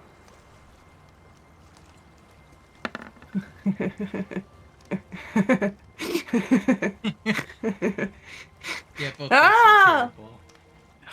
Do I hit Shadow Wing or Shimmer Wing? That's a fun idea. Roll a d20, and if you get a 10 or less, we're gonna try to hit one of them. Okay. I mean, it wasn't that one. Yeah, but she brought it up, and I've been losing really bad. I need this. I'm just trying to make my turn more interesting. I'm sorry that I'm taking it out on you. I'm gonna roll amazing, though. Yes. Alright, I need you to re-roll with disadvantage, and you have to break their AC. Okay. This will be good. It'll be character development, where I shoot Shimmerwing. Oh my god. But with disadvantage, though. With disadvantage. Oh my god. Yeah, I crit on the... Fuck. This is completely unfair to Cube, because nowhere in the rules does it say that Autumn missed, but we also agreed to it, so I need you to roll for damage on the longbow. Oh my god. Why? What? Well, disadvantage would just be a 20, at least. So there's that. Let's see. But I have Hunter's Mark on the other thing, so I'm not gonna do extra No extra damage. I have slow on it. Oh, yeah, so you're gonna cut whatever you hit their speed in half. Or no, it's minus 10. Minus 10, not half. Minus 10. A quick damage. It's processing. I swear to God I did. Sure? If roll 20 doesn't work, then roll 20 just doesn't, it doesn't. I clicked it again.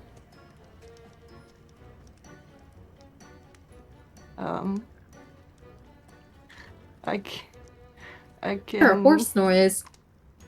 Yeah, I think I did too, but I ignored it. Just normal things. hit on the longbow that crit.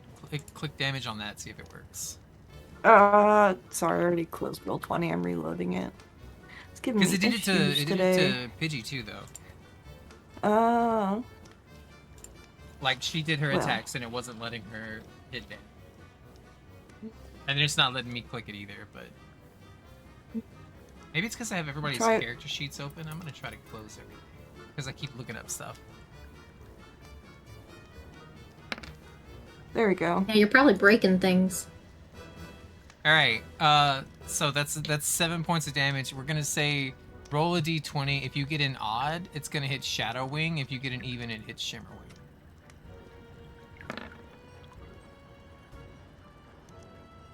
Alright, Shadow Wing takes 7 points of damage from a straight arrow.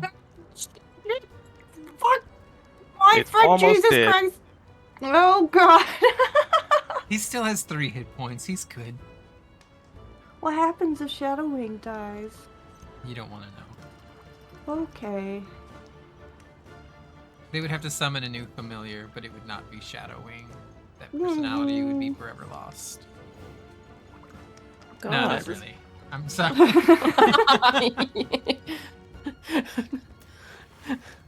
No, he could, honestly, he could just resummon him. Would you like to attack any more allies, or you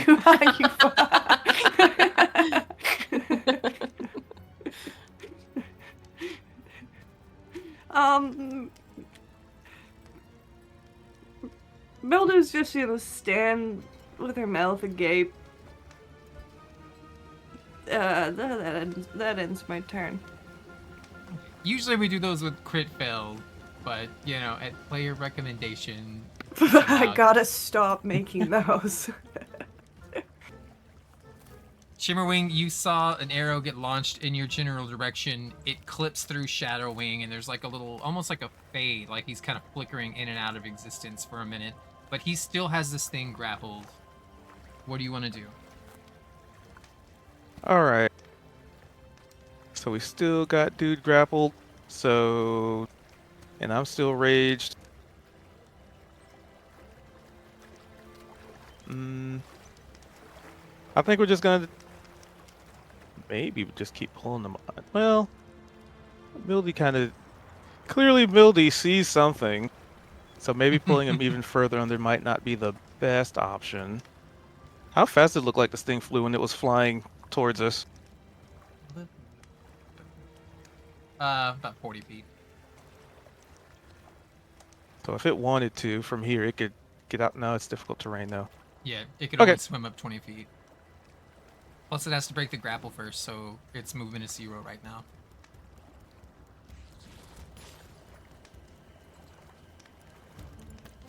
Okay. Well, it's not my... That has to be on Shadow's turn. Alright, yeah, so while we have it grappled... Hold on, I gotta open my sheet. Because I can still attack while grappled. Yes. You can attack while grappling, and you can attack while grappled. But when you're grappled, you can attack the person grappling you, but you have disadvantage trying to attack anyone else. But they don't get advantage against you. Alright. Combat. So... Would I be able to attack with a weapon, or does it have to be an unarmed strike for this? Well, I thought it was Shadowwing who held the grapple. Or did you want to say both? Yeah, I mean, it's technically both of us do. Like, we were trying to make sure it got underground and or underwater and tied up. Okay. So you know what? Let's just go with what? I was gonna say it's any melee weapon that you have can be used against it. If you want to let go and just have Shadow do it, then you can do anything.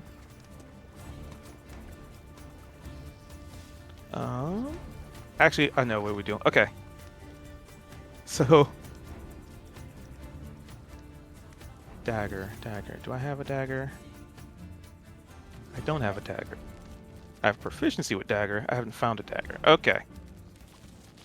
Never mind on that plan. Damn.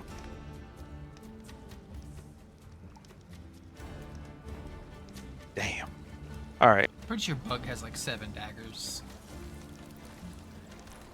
But she hasn't given one to me for the purpose of this. Like, the idea I was gonna just try and stab it with a dagger while I have it grappled, because I figure that's light. Yeah. But I don't have one in my inventory that I can see. Yeah, I have a mace. Which topple doesn't really do much underwater, I don't think. No. It's prone, but it's underwater, so. Yeah. Oh, and these are with disadvantage too, right? Hold on.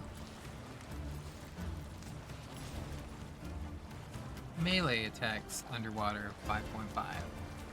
Also, yeah, disadvantage unless you have a swimming speed, but you don't, or a piercing. That's why you were going for dagger, huh?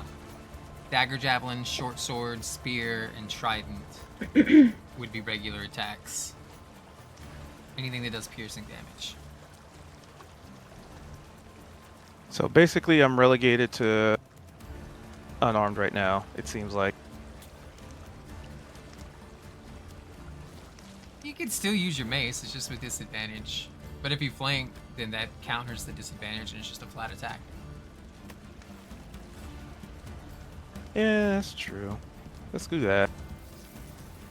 Because we're still, like, grappling, I guess, technically, so... Alright, yep, so Shimmerwing has this thing, like his tail wrapped around its neck. And... he's just gonna... try and hit him with the mace while underwater.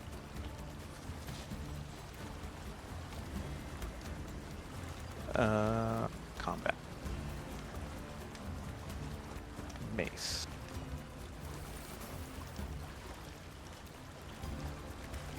And disadvantage, oh, normal. Normal.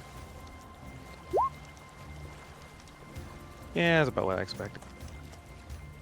Alright, you're both gonna take turns swatting each other, because I also have disadvantage on my attacks. I don't have any piercing.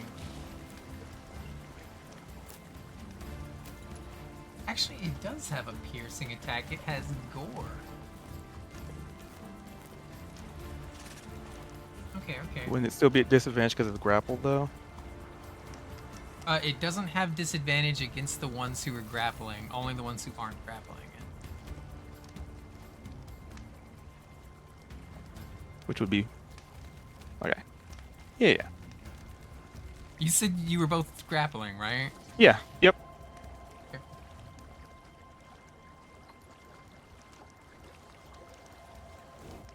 We're gonna go 1 Shadowwing, 2 Shimmerwing, and we'll see what the results are. Alright, so this is with disadvantage. Just attack 1 against Shadowwing. Oh, they both won. It's a 7. That's gonna miss. 18. That's gonna hit. This is 9 slashing damage to Shimmerwing.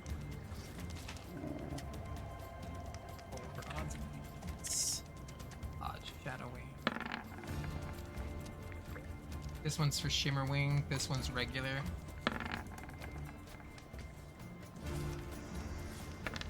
Wait, so which is which? Shimmerwing takes 9 slashing damage and 4 piercing damage. And I missed all my attacks on Shadowwing. Oh, so 9 and then 4. Okay. It's still a whole lot less than what the Chromatic Ray was doing.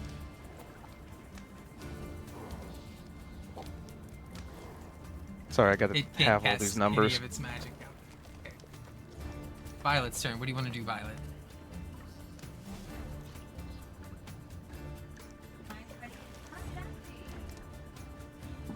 I'm muted when I thought I was unmuting. I thought Hammy doesn't get a turn? Hammy's turn also. What would Hammy like to do? He goes right before you. Is there any shrieking going on? Because 2 are dead and the one's underwater. So Hammy will unbury himself and look around. And like, I don't know, kind of like look at Violet in the rocks, and Violet's gonna kind of just like be thinking about songs and music, and so Hammy's gonna just go run up to Violet and dance with her. Okay. What does Violet do?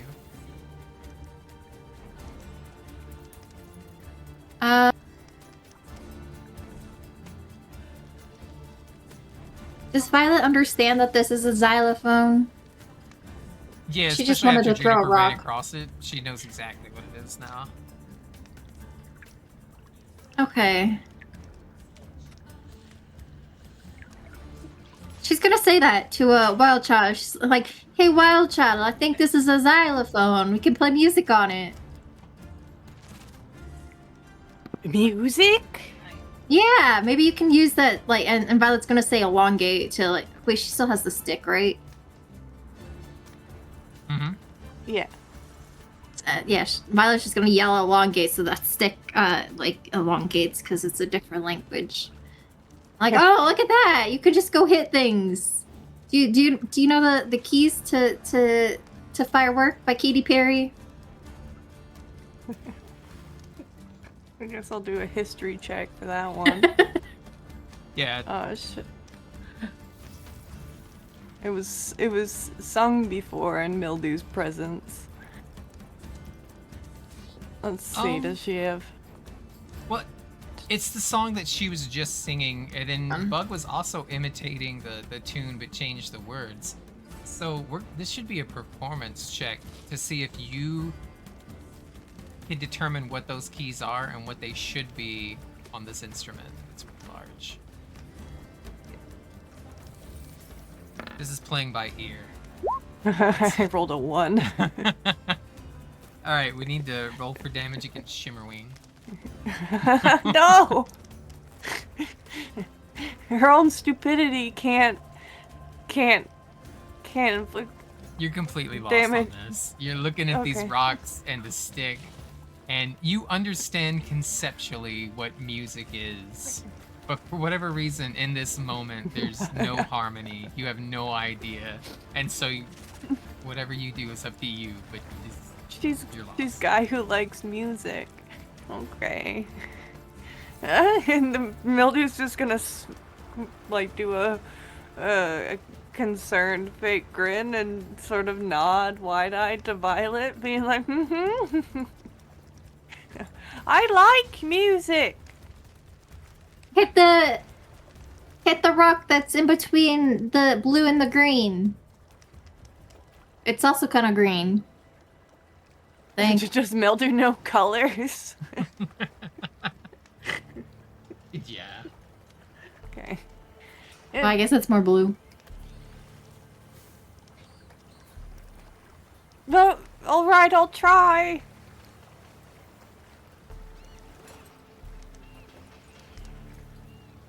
It's not my turn, so I feel like I can't do it right now. I suppose I could go walk on it. I just wanted to make someone else do it.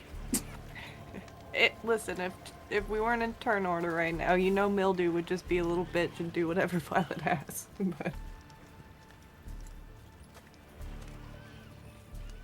well, Mildew's not a little bitch. She's... You can use it if you want. Because there's no bad guys that go in between your turns. Mildew's gonna just sort of do the same fake grin then, I guess, and just sort of like the stick just kind of go ping. Then can you reach the... and then wait, actually, I guess I can reach it. I'll jump on this one. And then...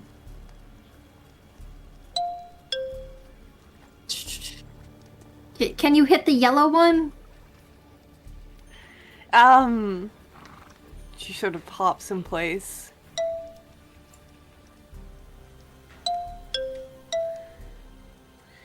So did you go green, red, yellow?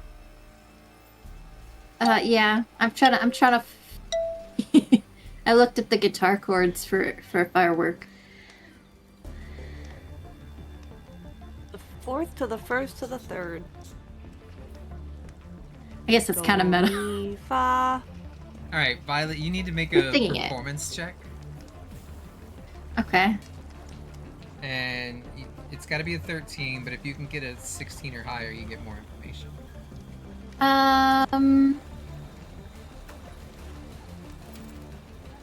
Okay. I want to feel lucky, but I haven't done this in a while. Is lucky my little dots? Yeah, lucky just means you get to roll. Oh, those are my spells. Wait, don't I have to click something? I do have lucky. Yeah, it'll be like in your feet. Somewhere. Yeah, where it says lucky, and you have 2 check marks, you have to uncheck one of those. My feet. In the middle of your sheet where it says features and traits.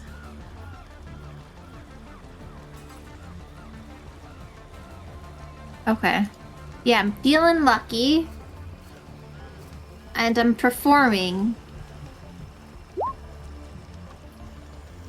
Alright, 22. You still get to roll again because you were lucky. You might crit. Okay, 22. You, on your part, did a great job. Milda Leary did a horrible fucking job. She's hitting the keys, so it's not that she's off key, it's that she's off beat. There's no rhythm to it. Like you say, hit this thing, and then it takes her brain a moment to process what you're saying, and by the time she hits it, it's like there's no rhythm to it at all. Like, too many beats have already passed. But you get this understanding, like, when you hit these 3 notes, they started to glow, and they did not do that before. So you know something is happening, whether that's good or bad. Something is happening when you're performing a song or a chord, but it would require a group activity. Like, as a singular person, you can't do the song by yourself. You have to coordinate with everybody else, and they would have to do a good job too.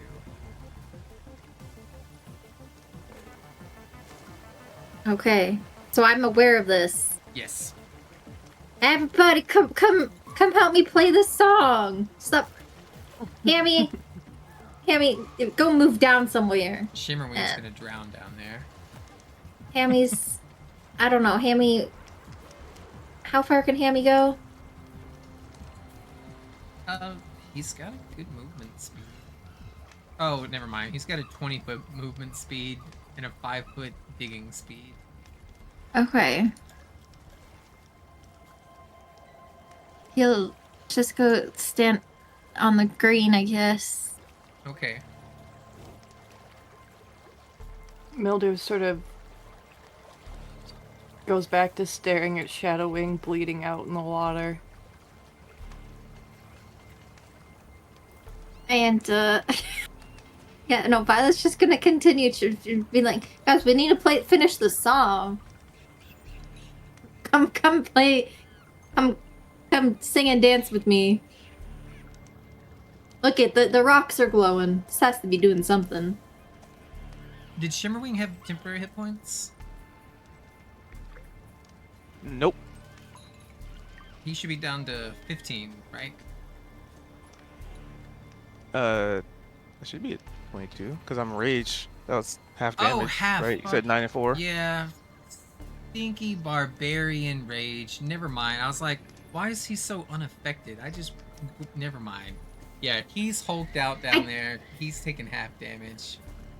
I guess I haven't done an action. I just moved, right? And was just yelling. Can I do an action?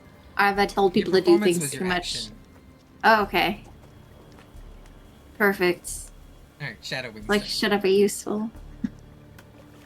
You got useful information. Meanwhile, underwater. You went underwater, they just forgot about you. Yeah, I noticed. It's okay. That's why Shimmer did the "this is my last stand" at Bug anyway.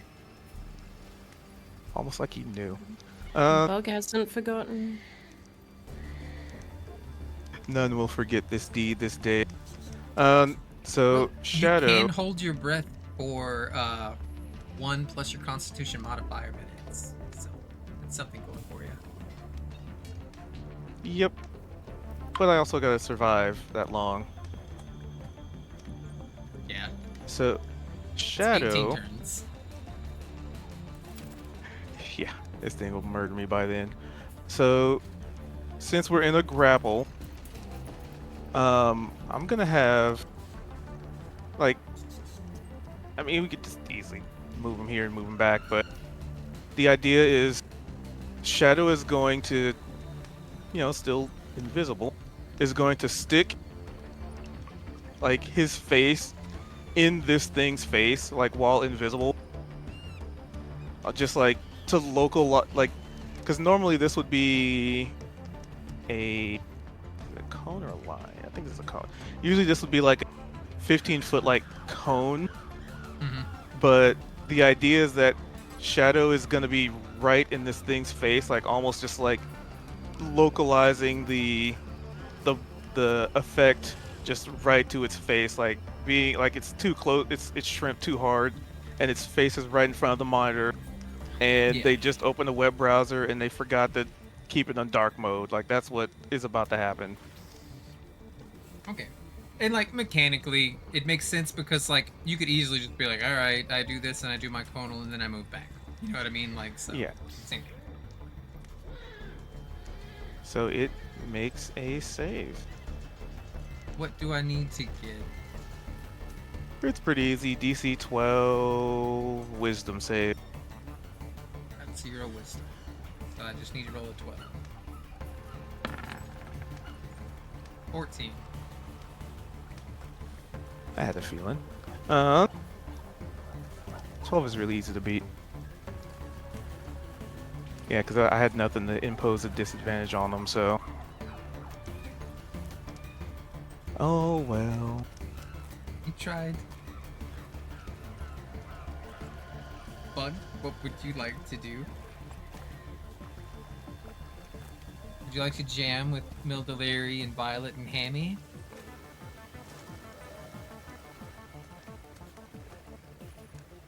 Oh, I'm muted. Bug is not paying attention to that right now because all she can think about is her little bestie. And, she's got a real serious look on her face. And she just says, "Treasure keeper." And, she's gonna start wading out into the water. And she's gonna go to where she's like right on her tippy toes. So I don't know whereabouts that would be, Keith. Like how deep? Right there. Okay. And she's gonna duck under the water and see if she can see. She does have goggles on. Okay. Perfect. And she's gonna throw her spear at the whatever that thing's called. There is no. Oh, what's the range on a spear though? They are pretty far away. 60 feet. Is it 60 well, it total? says 20 okay, slash so 60 that means feet. What you can does that throw it mean? normal within 20 feet, or you can throw it with disadvantage up to 60. Oh shit. So if you want a normal one, you're gonna have to swim out there. They are like if you're trying to get within 20 feet, that would be right here. So if you swim here and then you still have to go 30 feet down. Would you like to go underwater, like really, and just swim out a little further, or do you want to throw it with disadvantage? Won't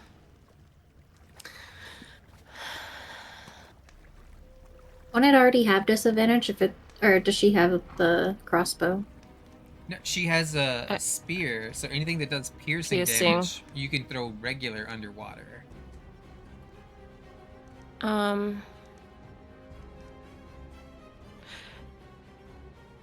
You know what?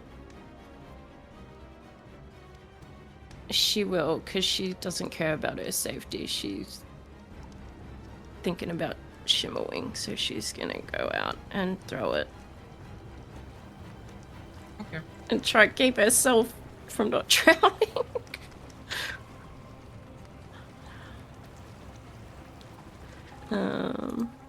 Please be good. Oh my god, it's a fucking 3. Well, you tried. If you wanted to, you could... Well, you don't... Swimming takes like twice as much movement speed, so if your movement's 40, you can only move 20 feet in the water. You could still use your bonus action to Step of the Wind, and then you could move... See, this was 5, 10, 20, 30... I have no more focus points. You don't have to focus to dash. Step of the Wind is like, you can dash as a bonus action, or if you want to spend focus, you can dash plus disengage. But if you don't spend the focus, you can just dash. And all that does is give you an extra 40 movement speed. So if you wanted to, you would be able to, that would give you, because you still have 10 left, so that would give you 25. You could move right up to them and then use an unarmed strike, but you would also be doing this at the bottom of the lake.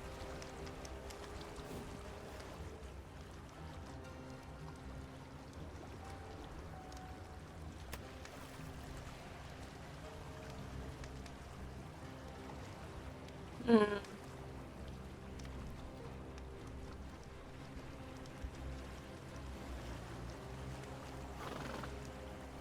Um.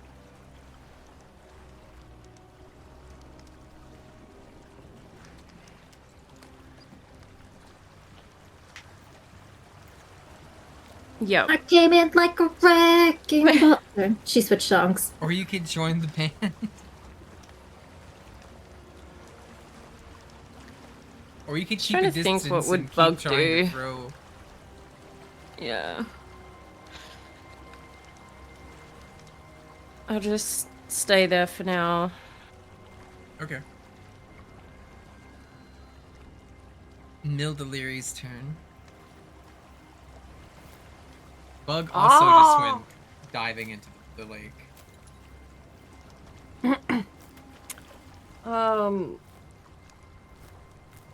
I think Milda's at least gathered that we need more people to play a song than what we have for the moment. So she might be abandoning course. What's the movement speed in water? Is it the same? Half. Ooh, okay. And you gotta go 30 feet down, too. Yeah. Ooh, shit. Ooh, fuck. Ooh, but I do have a long strider. But it only increases my...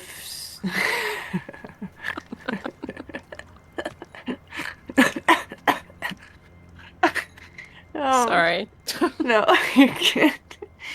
Only increases my movement speed by 10 feet. That's kind of ass. Yeah, but if you dash, then that's an extra 20 feet, right? True, but then that's like my whole action and I'm just like under there. And then how long can I hold my breath for? 1 minute plus 1 minute for every constitution modifier you have. Okay, and a round is 1 minute? No, a round is 6 seconds. Okay. 10 rounds is a minute. 10 rounds is a minute. And then, I guess, plus 2 minutes, because I have a +2 to Constitution. So I should be able to stay down there for a while. You can go down there for 30 rounds without drowning.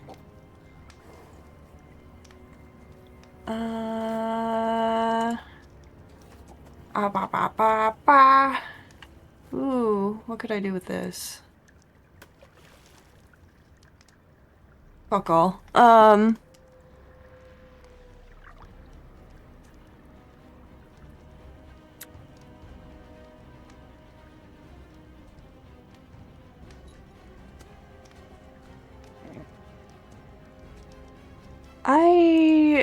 I might just try and hit this thing with my bow again. Okay. Or... Nah. Mildew's gonna spring into action, and she doesn't want to make the same mistake, and she wants to help Shadowwing. So she's gonna jump off the rock and use Long Strider. And it's always prepared. What is this? That makes your movement So 40. That she'd use a spell slot, right? I have it. Yeah. Sorry, on Roll20, if the diamond's filled in, does that mean I've used the spell slot, or is that still available? Again.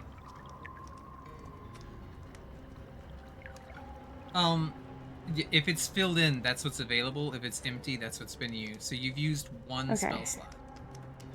Yeah, and I just took off another one for Long Strider. Okay, so I'm gonna use Long Strider, and I'm gonna dash, and then I'm gonna get an action, and you used your action to cast Long Strider. Oh my god, I'm so fucking dumb.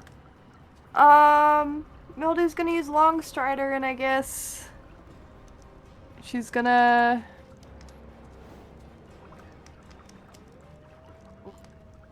run over on top of... Can I scramble up this rock? Yeah. Is it high up? You want to get up here? Yeah, this rock's a little higher up. It has a cave underneath, and there's a little hut on top, which is where these things came out of. how high is it? Like, to scramble up, is it like 10 feet? It's like 10 feet, yeah. Okay. Well, I should have just enough movement speed then to get there. So she's gonna rush over here. Yeah, you could go here, that'd be 25, and then it's 10 feet to get up, and then 1 more to go over. Yep. Yeah. Well, that was a waste.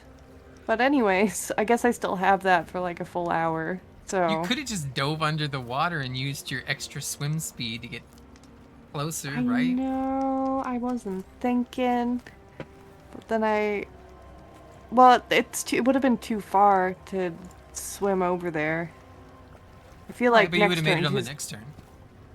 Yeah. I think from here down there, she's gonna dive in all triumphantly to the bottom.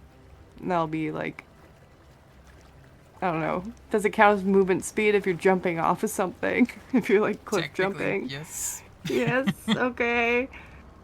So it'd be like 25 feet, and then I still have to go down. I'd be able to get like 15 feet above They're at shadowing 30 feet, next turn. so it takes 60 feet of movement to get to like above water to where they're at, plus Okay. however distance you are away. So like that would Be take like- 75 movement. Well, she's on top of this rock, and she's just screaming, being like, "Ah! I'll get you, shadowing!" She's not in her right mind. She's freaking out, but she's poised, ready to do something. She just really felt like she had to get the high ground in this scenario where she needs to actually get quite deep underwater. That ends my turn. Okay. Shimmerwing, what would you like to do? So this thing like clawed at me, and what else did he do? He clawed and bit. He gored you. Gore. Yeah. That'd have been more like with his horns, I guess. So, The claws were kind of moving slowly. You could tell he was having trouble clawing you. The gore itself moved pretty fast, though. Okay. So based on that observation, Mm-hmm. I'm seeing if I'm proficient with something here. Really, I'm not proficient with spears? Oh, nope, there's mace, You spear, should be able flail, to. longsword, morningstar, warpick. Okay. So, He's a barbarian. All the symbol weapons for sure. yeah, it's there. I just missed it. So, I'm gonna see this spear that bug tossed at this thing. And, if everything's happening simultaneously, You want to try to catch first it? question. I was thinking of trying to catch it and use it to just Whoa. like continue the momentum into this thing, just kind of like a redirect, like Okay. a combo move attack kind of thing, or an alley oop. But the one thing I'm not sure if I can do, just as a potential secondary, can you even take a dodge action while you're grappling somebody? I think you can. I have to look it up. Can you dodge while grappling? I think it makes sense that you can. Yeah, you can. This is because you're still like holding on, but this is you also like moving yourself and it around. Focus. It's where your focus relies. So this is you focusing on not being hit, which means it has a disadvantage when it tries to hit you. So maybe next time, just to see if this works or not. So Shimmer's gonna try and, because at this point we've been grappling for a while, so like my tail's probably not completely around its neck or, whatnot. I still have 4 limbs, so I could try and like grab this spear and just continue Bug's attack as Okay. it looks like it's like about to miss. Yeah, you can do that. And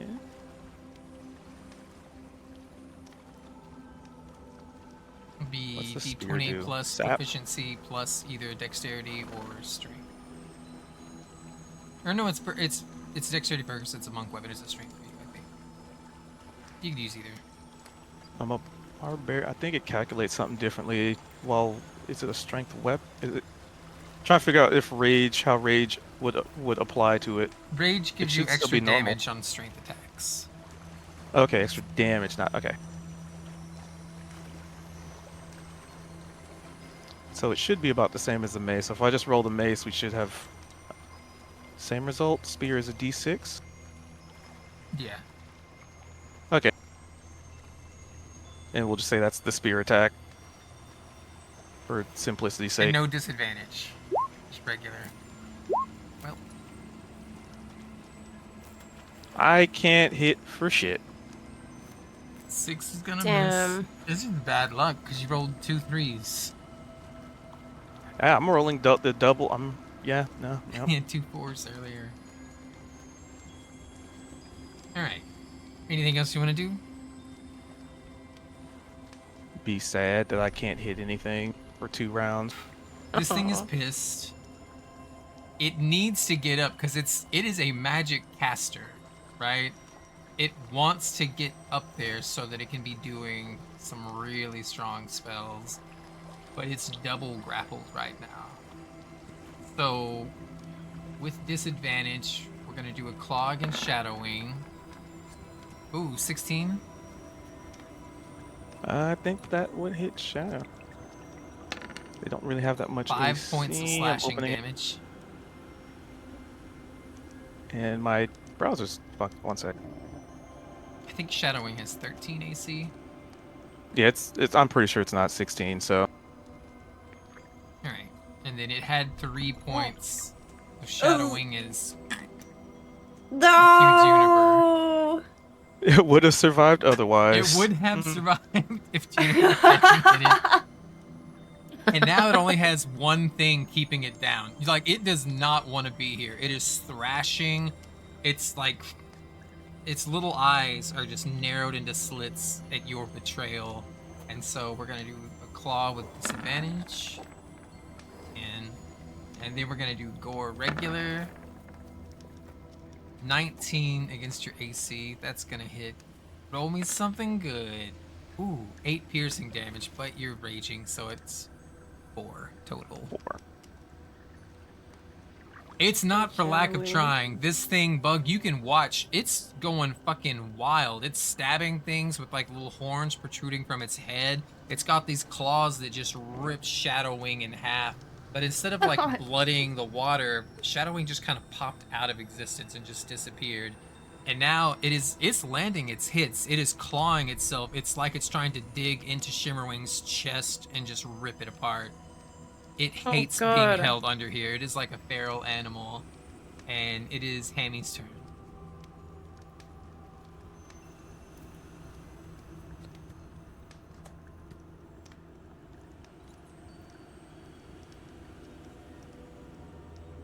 Violet and Hammy, you're muted.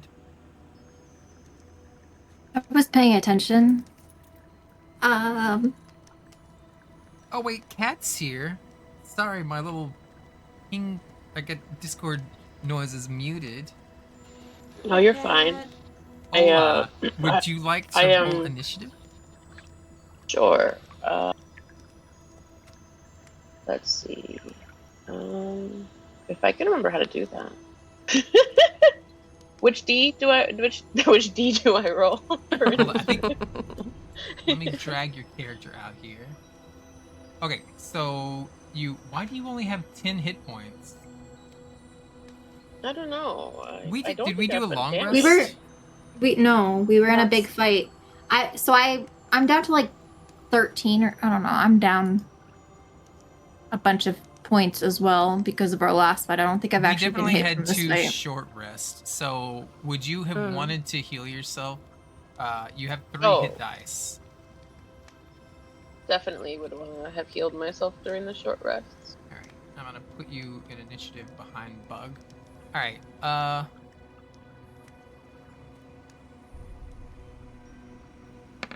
here, I'm gonna help move this along. Oh my god, terrible. What about that? How many hit dice are you willing to use? You have 3 total. I rolled 2 of them, and that only gave you 8 hit points. Do you want to use your last one? You get them back at the end of a long rest. Sure, yeah.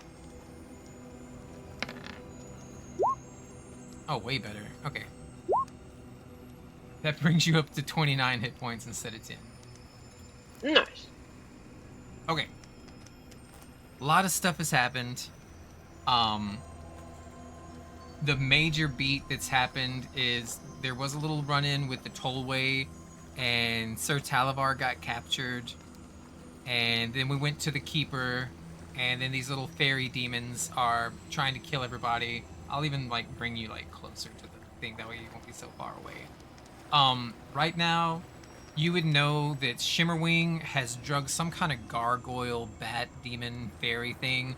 He's drug it to the bottom of this lake where they're fighting and grappling, and Bug also went to the bottom of it, and she's chunking, like, spears and weapons and stuff at it. Violet is playing these giant magical stones that act as a xylophone, and Mildeleri is harming her allies and climbing rocks. Sorry. So right now, primarily Shimmerwing's in danger? Yeah, Shimmerwing is one-on-one with this thing. He's still got it grappled. Like, it hasn't... Because it has a choice. Either fight or try to ungrapple, but then that uses its turn. So its idea is, I'll just kill Shimmerwing, and then I don't have to worry about being grappled. But it's proving a little more difficult than he thought it would, because Shimmerwing is raging. I gotcha. Alright, so Violet, what would you like to do?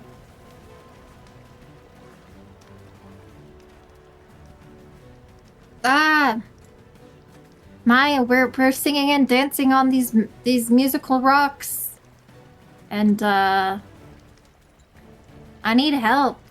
I'm trying to do the song "Fireworks" by Katy Perry. We don't got enough people, and wait, why's Mildeleri up there? What did I miss?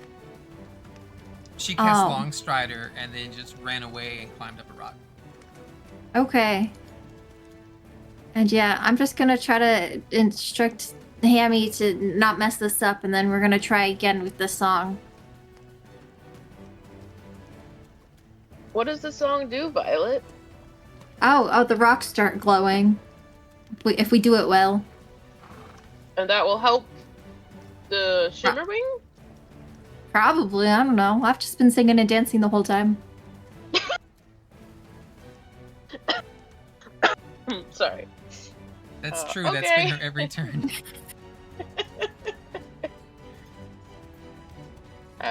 Maya's pretty straightforward. She's probably gonna see the thrashing in the water and wanna help with that. She's been unconscious because she's been sick, you know, so she's just kind of waking up groggily, and she sees that everyone's doing weird things, and she's confused, but she recognizes a struggle when she sees it. Yeah. I'm struggling! Mildeleri was terrible at it. I mean, she tried. I don't know her name. I know her by Wild Child. Wild Child was terrible at this.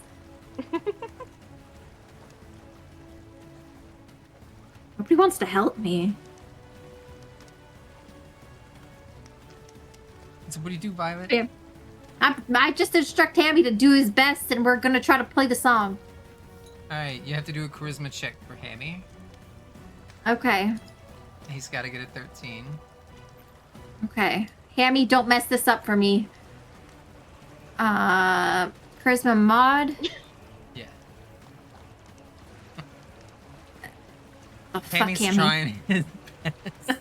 He's just jumping up and down, and it's striking the F key right now. Do I have to try to do a performance for me? It would Or help did for Hammy- the next person, but you're definitely not going to have any magical success this round. Unless, like, 2 more people come in. Okay, I'm gonna look around and be like, nothing's working here. Like, guys, come help me with this song. And I know nobody's gonna help me, and so I'm gonna Eldritch Blast that guy over there so they come help me. What the hell? Oh, that's a natural 1, right? Hey, I'm not hitting Shimmerwing. I can't do that. Well, he's grappled with Shimmerwing. Let's roll a d20. Oh God. And if you get under a 10, we're gonna hit Shimmerwing for fun. No, I can't attack you like. I said under. You got exactly 10, so you're fine. Shimmerwing, Nice. you watch as Eldritch Blast zooms right by your fucking ear and just explodes into the water. But it was razor thin close. So I'm kind of thinking. I'm wondering if I could use a reaction to like, like in the Dragon Ball series when, yeah, like spin into it to try and like get this guy caught, since it was so close to me. I'll tell you this: if you're willing to also accept the hit, I'll let it do a Piccolo special beam cannon, Raditz, and Goku, and hit both of you. Could hurt a lot. But you know what? Yeah. This is Shimmerwing being selfless. Violet, roll for damage and try not to kill Shimmerwing. I don't think damage works. You just have to click the word damage in the chat. No, I don't think it works. It hasn't worked for anybody. It's worked for them eventually. They just had to refresh over and over again. To be fair, didn't it used to be you had to click the name of the spell? I think they added damage later, or maybe I'm just misremembering. Alright, 7 force damage. But, don't you have spell resistance? Yep. Oh, this thing also has spell resistance. Oh, this is the first time this thing's been hit. Oh god. So, Bug, you can see this because you're underwater and you have your goggles on. You see the Eldritch Blast hit the water, spray everywhere.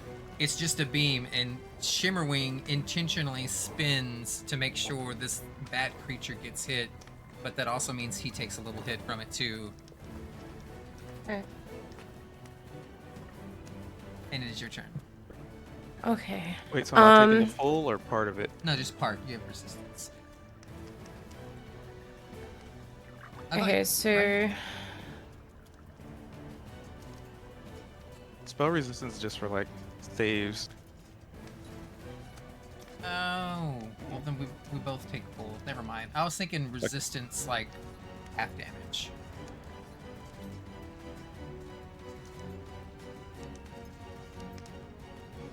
Yep, I had already calculated the full, so I was like, I'm taking half of this? Yeah, I misread or misunderstood. Sorry, Bug. Good.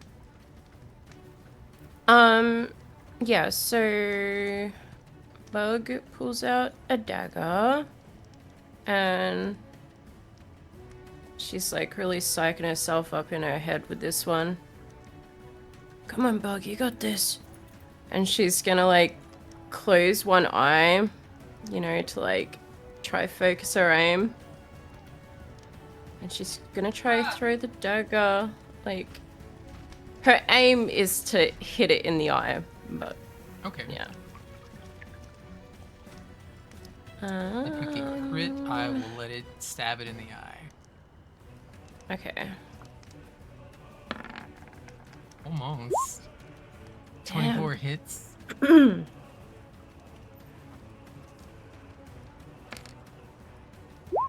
Oh, man.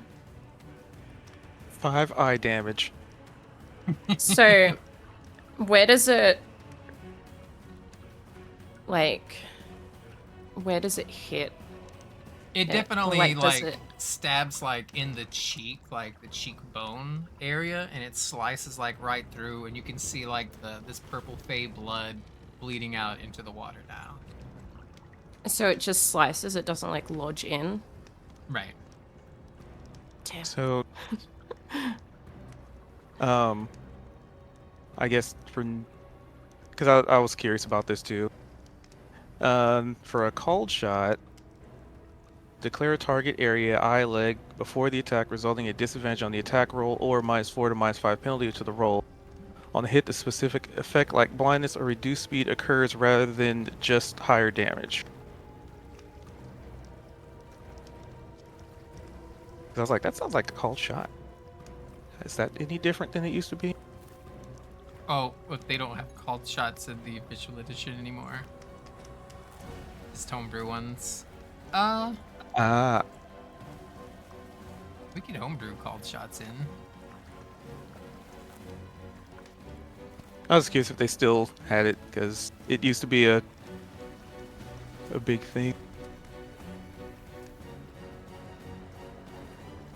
Now I'm curious when they got rid They of have it. weird stuff, because it'll be like arm is -4, ear is -12, eye is -12, foot is minus. There's a bunch of.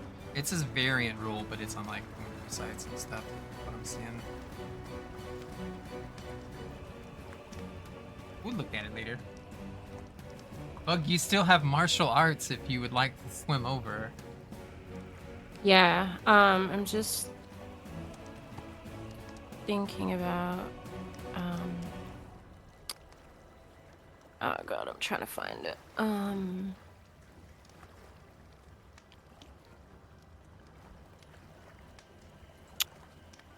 Oh, I can't find what I'm looking for.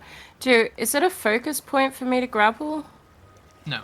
Oh, I guess that's I can't do that anyway because it's not a bonus. You can. Thing. As a bonus action, you can use your martial arts, which are unarmed attacks, and a grapple is an unarmed attack. Oh, okay.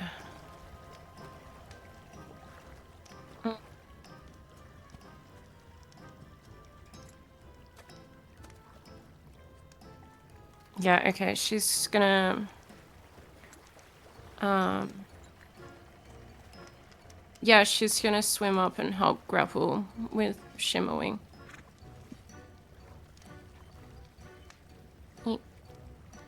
Alright, that's 8 plus your proficiency plus your dexterity bonus. So I gotta get a 14 to not I be think grappled. Shimmer's gonna try and like not let you do it. Okay. I get advantage because well, Shimmer's trying to not do. Okay, well if Shimmerwing won't allow Bug. It's not like he's like forcing you away, but it's like there's this look on his face that's like he knows how strong this thing is and how dangerous it is. So it's almost like a friend like trying to hold you back. And there's like this concerned look on his face, and like, because we can't really speak, right? So it's just like he has like his maybe using his wings because he can't fly, but like try and use his wings to like fluff out a little bit to like impose between like you trying to grapple onto this thing, because you know he's very aware of how tough it is. So it's like almost like I don't want you to get hurt situation. So you could, if you want to, you could still bypass, but it's more of a please don't do this, you'll get hurt kind of thing. The look of concern.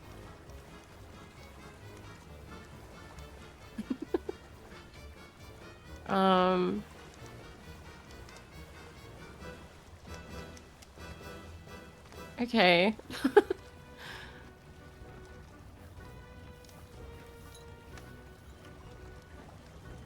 You could just hit it. Yeah, that's what I was thinking. It's a disadvantage though. Oh, unless you oh, you don't have enough movement speed to get over there though. It costs 40 feet to get there.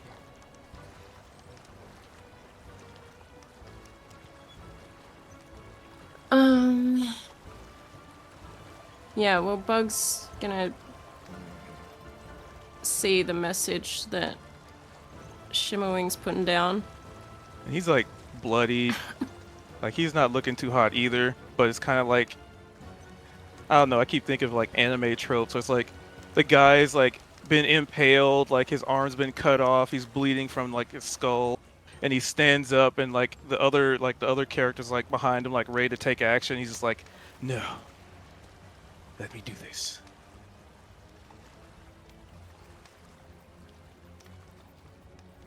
But if you want like the attack part, it's like he's not stopping you from attacking. It's just the grapple.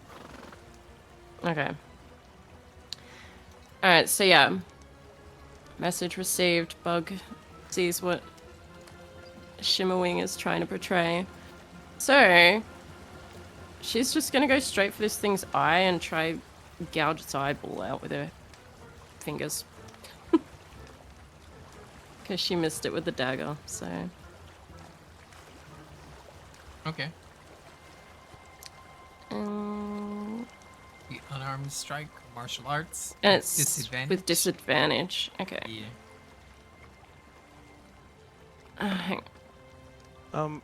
How does the special weapon... Wait, actually, what did Oh, I daggers did have? that. Oh, whoops, I did that 3 times. Sorry. Sorry. Nope, I did it 4 times. Okay. Alright, we'll take the 10. Yup. That's a miss. Damn. Maya, you're on the beach. Bug just swam out into the middle of the lake. Violet's trying to convince you to play a song with her. Mildeleer is sitting on a rock. What do you want to do? How does Nick work with a dagger if you throw it? I think it still works the same way. So your Nick property lets you make your second, like if you were going to have an offhand attack, instead of using your bonus action, you still get to use your offhand attack, but it makes it as part of the attack action instead, so that you can free up your bonus action. So like you could throw a dagger, and then if you hit, then Nick as the bonus? You what? If you're using a dagger, you basically just get to use 2 attacks for an attack roll. Okay. Gotcha. So if she had a second dagger, she could use that second dagger and it'd still be part of the attack roll. And she could use her bonus action, which is opened up if her Step of the Wind, which would give her an extra 40 movement speed, and then she could have flanked. So if you had multiple daggers, you could do that. Or it doesn't even have to be daggers, it just has to be a dagger and then another light weapon. And it doesn't have to be in that order either. You could do like short sword and then dagger, and then the dagger would be part of your attack action. How much movement does Maya have right now? You have 30 movement. It's There, swimming okay. costs double. Okay, so she's not going anywhere fast. She could dash. But that's a bonus action, right? No, that's Play a on the regular rocks with action. me. The monk gets it as a bonus action because it's like part of her feats. I see. Okay. She'll just move. So it's she has 30 and it's half. She can go at 15, right? So she can get a little closer. Well, like from here, that's just 15 feet because you're not really swimming yet. And then from here on out, like this would be like, so that's 15. This would be 25. This would be 35, 45. So she can make it like ish here-ish. And if you dash as an action, you could go another 3 squares. Even if I do that, though, I won't be within 5 feet of that thing, will I? No, because they're 30 feet underwater too. Yeah. So, okay. So how many feet away from Shimmering am I? 50. Oh, sweet. Okay, I'd like to use Healing Word. That's a 60-foot range. You guys are such cheaters. Alright, let me find it on my sheet. Especially with him being like raging right now, so I can't do any spell casting because every spell I looked at has a verbal component, and I can't talk because I'm underwater. And so he's holding me underwater, where I can only do physical attacks, and he gets half damage to the physical attacks. So he's just absorbing all. This was supposed to be the big boss of this thing. Alright, Shimmerwing, you get 10 hit points back. Yay! Slightly less dying. That's pretty good. It's double what you had. Let's see, I don't have. I mean, let me. the only hit point that matters is the last one. That is profound and true. Okay, Healing that's Word's a bonus touch action, spell. so you still have your action. Oh, is it? So you can still do like a cantrip, I believe, because Healing Word's a leveled spell. Mm-hmm. Don't think I have any other healing that I can do from distance. I think my other stuff is touch. Restoration is touch. Cure wounds is touch. I can't cast Healing Word twice, right? Right. Like once as an act. Okay. So then, in that case, so Divine Favor is on myself. What is Blessed again? Sorry, I'm just trying to refresh myself on what the spells do. Bless is really good. It lets you, and I think it's 3 of your friends, get plus 1d6 to like all their attacks and stuff, right? It should I have can't like use little it, arrows though. next to it that are dropped in. Nah, because it's a leveled spell. You've already used one. Yeah, you bless 3 creatures. Oh. The target adds 1d4 to every attack roll and attack save. Also, it only has a range of 30 feet. So can I then use my action to dash? Yes. Okay. How much movement is that going to give me? You get again? 3 Sorry. squares. 3 squares. 1, 2, 3. So I'm by bug, but Shimmerwing is still. Well, Bug's down there fighting too, so you're 30 feet above the water, above the 3 of them. Okay. Sounds good. That was 3 squares, right? Yeah, I can math. Okay. I'm good. Nildeleri, what would you like to do? And just as like a rule for spellcasters, if there's like a verbal component to a spell and you can't normally speak underwater, you just straight up can't cast spells underwater. Yeah. In case you were thinking of casting something underwater. Same thing if it's like semantic components and you're like in handcuffs or something, you wouldn't be able to do that. Okay, so she may not be able to go down and do a touch-based spell if there's a verbal component. I got you. Well, that's good to know. It's just one of those kind of rules that rarely comes up. So like detect magic you have, that's a verbal one. Bless is verbal, semantic, and material. Divine Favor is verbal and semantic. If you do the drop down arrow, right underneath it, it'll say like in tiny letters V, S, or M, or it might have all 3. So like Healing Word is a verbal spell. So if you went underwater, you wouldn't be able to cast it. You'd have to cast it before you dive under. So this... I must be looking in the wrong spot for it to tell me... So like this one...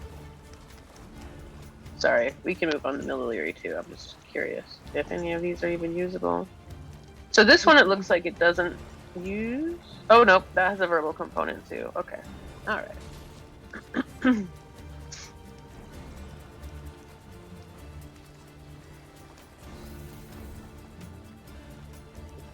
What is Wild Child doing?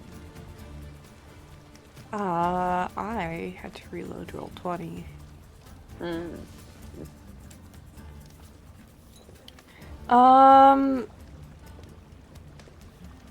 Mildew's just gonna do what she does best, which is trying to shoot the fucking thing with her longbow, because I can't really do anything else. Okay. You're not the only one with disadvantage. I'll throw that out there for you. Like, they're all swapping licks with disadvantage down there, too, basically. Yeah. Like, it's just Mildew's just done more harm than good. just don't roll Okay. I'll do my best. I'll save you, Shimmerwing! And she goes, and she draws back her bow, and she aims, and she... Alright. How did she... Oh my god. That misses. Yep. And she's going Sorry. to stand there and blink, and will she do anything else? She... I think I still... Do I still have a good berry? Is that possible? No. Oh. Maybe. You might. Did you cast it today? No. Oh, dude. But showing up, but... Yeah, I don't remember the last time I used good berry. Well, they disappeared after the day, right? Okay, yeah. Definitely wasn't within a day. Let's see here. Or, yeah, the duration is 24 hours, and they disappear.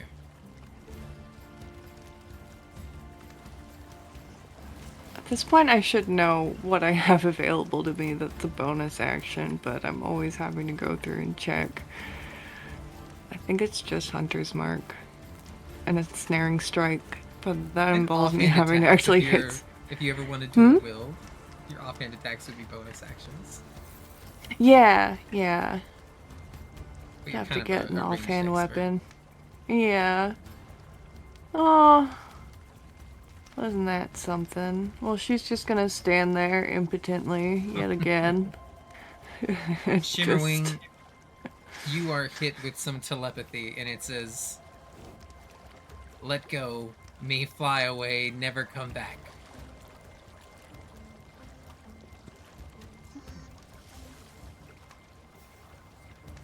Wait a minute, but then it could flip to... So based on my knowledge, it's like, yeah, it's feeling like it might want to leave now, but then it could be like, actually, I'm feeling devilish today. Screw you guys.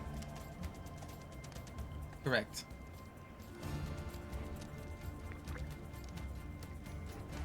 And why could it do that? Just based on what it is? Or? Yeah, he did like a check on it earlier, and he got a lot of good information. It's part demon and part fairy, and its mind shifts between both. So sometimes it'll have empathy and want to make amends, and other times it's like, I just want to kill everything. And then sometimes it's just going to be like really schemy. Actually, curious question, since I did that check earlier. Have they ever been known to like serve anyone? Oh yeah. So they are even when they flip to the demon side, they're capable of being under control. Is the question. You know that Zavilna has controlled plenty of these because she has a past before the Feywild. Salsa's the best.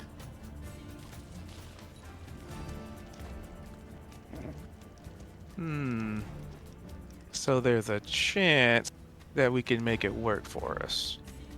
As per... Me fly away, me never come back. Let go now, or eat you.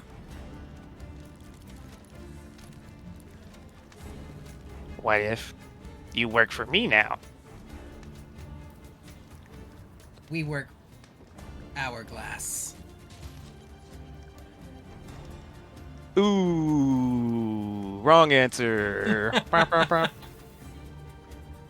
Shimmer does not let go, and as a matter of fact, that makes him even angrier. I mean, his rage is more focused, but there is that where there was like intense focus and like strategy and planning and intent. It is now being poisoned by animosity. So Shimmer does not let go, and as a matter of fact, he's gonna press the attack. Like he's legitimately like, fuck you. Fuck you. So, but we can't really speak underwater, so I can't verbally convey this, but I can telepathically convey this to Bug. Hourglass. Evil. What? He worked for... Fab. He worked for Hags. He want freedom. They know give Daddy's mom going chance down. for freedom. Yeah, they know give mom chance for freedom. So, Yeah. man, this character sheet's so weird. Try to double click it and it brings up a token thing. Oh.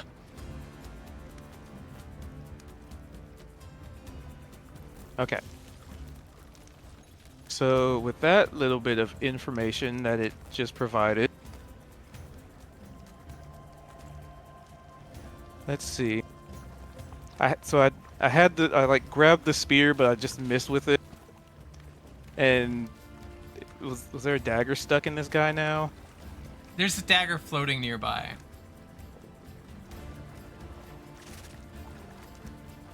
It's Alright. within reach. Okay. And the Nick thing is it has to be a light weapon and a dagger, or they both have to be light? I gotta It has better to be understand. a weapon with Nick, and then another light weapon. So is a spear a light weapon? I guess is the... I don't think it is. I have to check.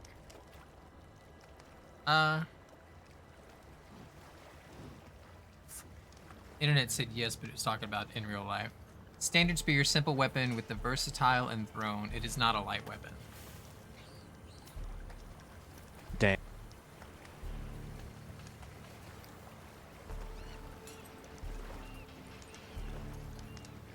Okay, but there's one dagger in him.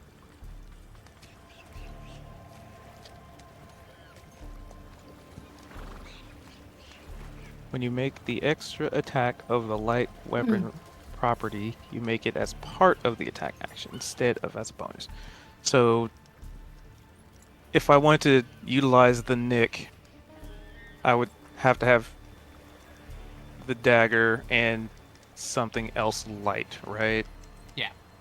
Because the light just lets you dual wield.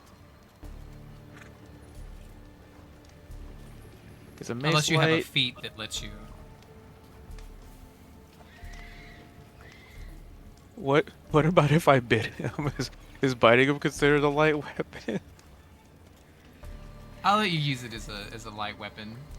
But it's just unarmed, but with piercing instead of bludgeoning. Alright. Yep, like this is we're going maximum want to murder this guy with, whopping D4s. So this thing is like Hourglass Coven. Shimmerwing is like he knows like the claws have been doing the most damage to him. So first things first, Shimmerwing's gonna like bite at this thing's like hand while I guess its tail's still like wrapping him or what have you. So he's gonna like try and bite this thing's hand or its claw if he can't rip it off, which he probably doesn't have enough strength to that. But he's mad. He don't care. So we're gonna start with like the unarmed strike, and then as part of like the splooshing around and frantic, like I want you to suffer kind of the darker side of Shimmerwing. He'll grab the dagger and try to do that as well. Right? I'd be able to do that. Yep. Alright. And I'm just spinning him around too, just to make it so... To get rid of the disadvantage? Well, that and while there is animosity, right, there is still, cohort, compatriot, and bestie bug over there. So wants to make sure this thing is not able to like look at anybody. So it's kind of like swinging them around so it's only facing Shimmer. And yeah, that'll probably miss. That'll miss. And I don't have a dagger on my sheet. D20. You could still use dagger because it's dexterity or strength. Well, as far as like the combat roll, right? It'd be the same as like a mace. The damage is 1d4. Okay. Alright, let's just use the mace for simplicity's sake.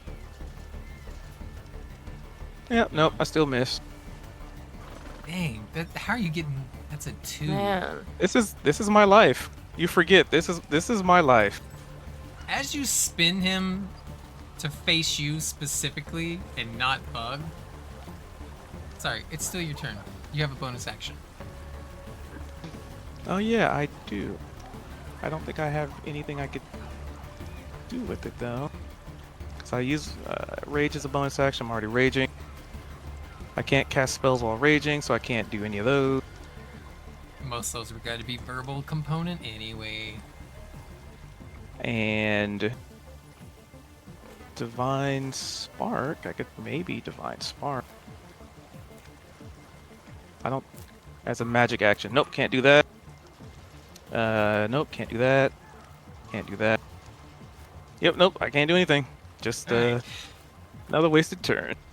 I have 2 things I want to do. The issue is, if I try to get away from you forcefully, I'm confident that your strength isn't as high as my character's. But you're a barbarian, you get advantage on strength checks. Escaping a grapple would be a check, so you would have advantage rolling against me. I hate being stuck at the bottom of this fucking lake. In character and out of character, I'm just like, this is my spellcaster. I should be catching everybody on fire right now. So It's a pretty fucking cool fight though, like to think about. Yeah, it's all my plans have been ruined, so I'm just gonna be pissy and I'm gonna attack Bug 3 times in a row. Holy shit.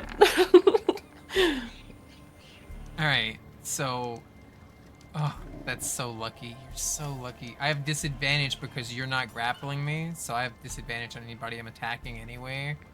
I just crit, but I can't accept it. 24, 18, and 17. Those hit? They do. Let's see. Roll for damage, roll for damage, roll for damage. 18 points of damage. 11 slashing, and then 7 piercing. 11 slashing and 7 piercing. Yeah, so 18 total. That's a lot of damage. So can I deflect them? Yes, the first one does 6 damage, the second one does 5, the last one did 7. Which one do you want to try to deflect?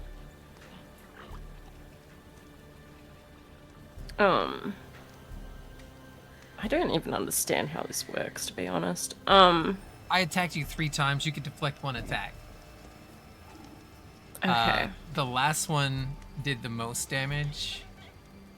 I'll probably try to deflect that one then. That's how it's kind of. All right, just roll. Yeah.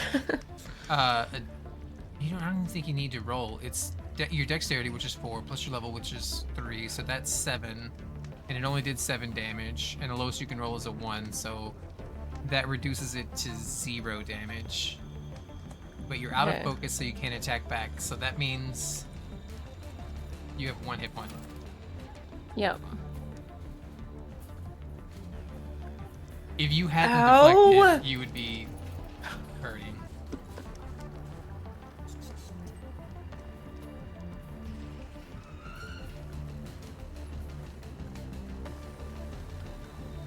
Hammy and Violet's turn. Wait, sorry. So I have one One hit point left? Yeah. Yeah. Okay. Yeah. Say, if I can see what's going down there. The water's very clear. It's pretty. Actually, it's getting bloody right now. Bug has just muddied it completely. That's a good point. You can't see But, like, shit because of all the blood. Could I tell that it happened to Bug when it happened and it's her blood? Yes. And she's okay. I'm just like, well, shit. If I let her die, no one's gonna help me play the song.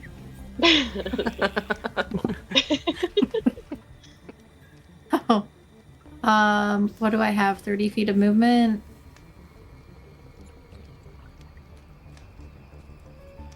So I'll hop over here and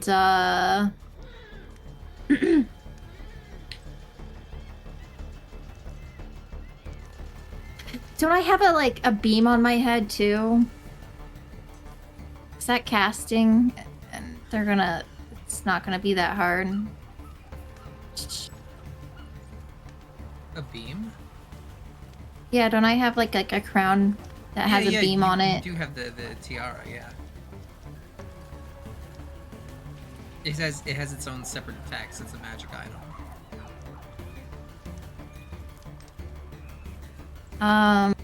But it counts as casting, and that's only half. Could I tell that from when I Eldritch Blast? I don't know. Your Eldritch Blasts are fine. Your accuracy is fine. Doing like a beam with the...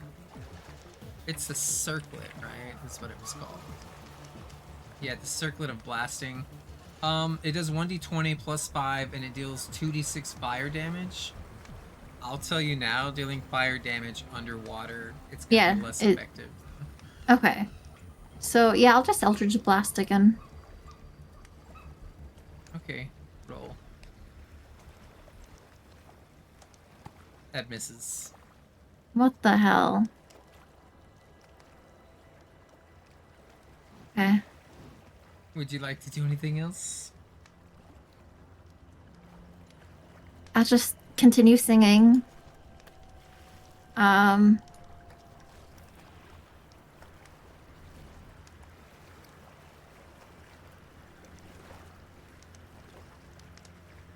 Guess Hammy can't burrow himself underwater. That doesn't count. That's a swim speed. Yep, okay. That's all. I just get really loud. Because I'm mad, and I'm singing angrily now. Bug, you're holding on to 1 hit point. What do you want to do? I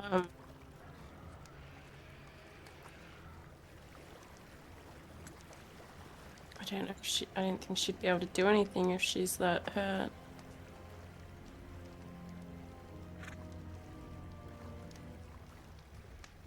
Like, you should be dead right now or unconscious, Yeah. but like with 1 single hit point left, you managed to deflect the one that would have put you under. Yeah.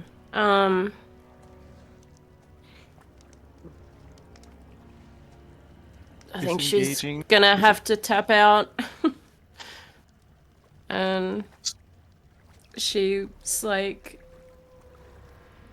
imagine her like sort of with her arm around her like stomach and waist, like just trying with everything to swim up to like this little rock here or something, grab on. You sure that's what you want to do? Wouldn't she Bug doesn't. Disengage. Yeah, Pidgey doesn't know about disengage. I don't think. She Wait, knows what? about it. Do you know about disengage in D&D? I have been reminded of it now. Okay, I thought you didn't know. I was waiting. Another thing I to forget consider, about it. I forget about it all the time. Yeah. Another thing to consider is, would Bug in her almost bled out state be able to think, I should swim closer to the healer, or would she just go for shore? Like, that's a consideration to make. Because she is kind of out of it right now. Doesn't Step of the Wind make it so you don't With a focus point. get attacks of I've got no focus So point. I can see how somebody could forget that. Like, if you're so used to using Step of the Wind as opposed to having to disengage. Yeah. I'm checking to make sure she doesn't have a regular disengage. It's not an action.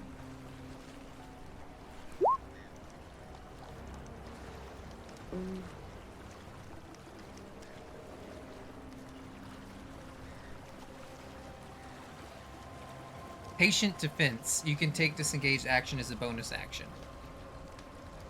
So you don't have to waste your action. You can even dash if you want. You could attack and then disengage if you wanted even.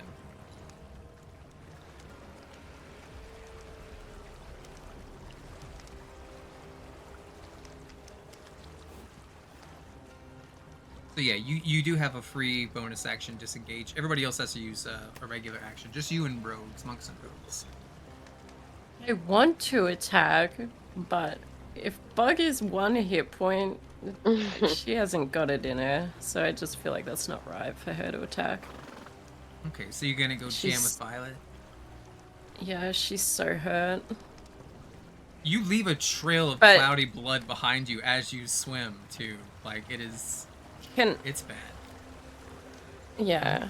I feel like she'd sort of, like, give a look, though, to the others that, like...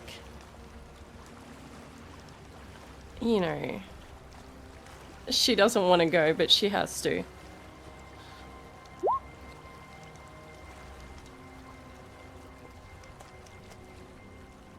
Cause she hurting.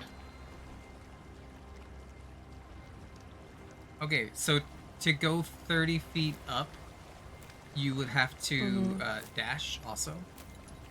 Okay. But you could do that. You can disengage bonus, dash with your action. That'll give you 60 feet. That'll let you go straight up. Yeah. And she's gonna cling to that little blue rock. Okay. Maya, you see Bug surface like not even 5 feet away from you, clinging to this little blue rock. She is fucked up.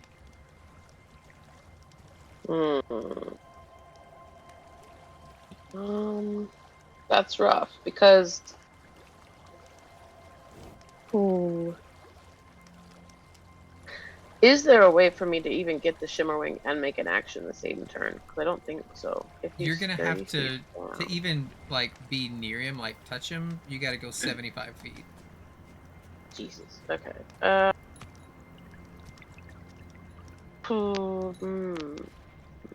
Can you? I don't. So I know the answer in Baldur's Gate, but I don't know the answer in D&D. Can you split your movement up? Yes. Like, would I? Okay, so I could move 5 feet to Bug, and use the give her a few hit points with my touch. She's already within 5 feet of you right now.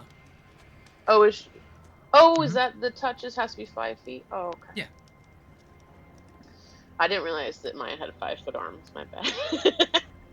No, it's more like this is your area of threat. So even if you don't, it's not like your arm span. It's more like your threat span. Oh, okay. Like if you could just take 1 step forward and punch somebody, they're within your range of threat. Oh, I gotcha. Okay, in that case, I will use. Okay, I think I can use another healing word on Shimmerwing and a touch spell on. If I'm doing my math right in the same turn. Let's see. But you can't do 2 leveled spells. So one of them is I'm pulling from Divine Favor, so I don't. Is it a spell? Okay, that's different. Yeah. Okay. Yeah, I'm using my Channel Divinity. No, wait. You do not have that Lay one. on Hands. Sorry. That's the one I wanted to use. Okay, thank you. And that one is. Oh, but that's a bonus action too. Is that a spell or is that Channel Divinity? No, it's just a feat. You put your hands on someone and you can give them 1 to 15 hit points. Okay, but it's not going to count as a spell. No. Okay. I will. But it is a bonus action. Okay. So if you wanted a bonus action healing word, you couldn't, because you already used it for Lay on Hands.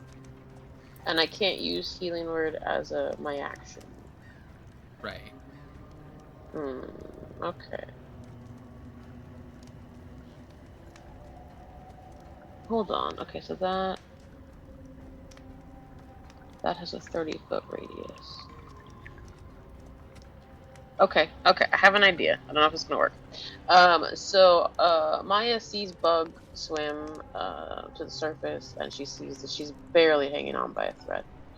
She swims, takes a couple kicks, and lays her hand on Bug really quickly, and Bug will just feel like this warm, cool, soothing energy just like wash over her, and she'll have give her 5 hit points, kind of get her a little bit less on the brink of death.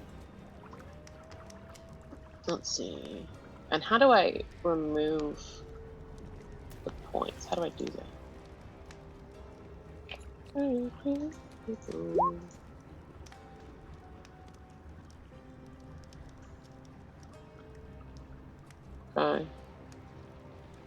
Is that something you do as the DM, or is there a button I can push to use it?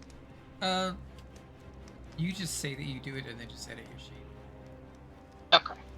So like where it says feats and traits, it has like 15. You should be able to like do -5 on it. Yeah. Okay. I just did. It's not. Okay, thank you.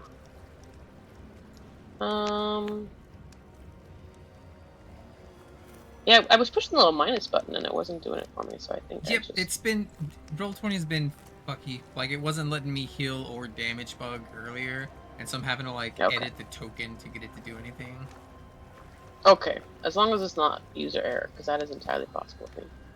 Okay, so seeing the bug is slightly stabilized.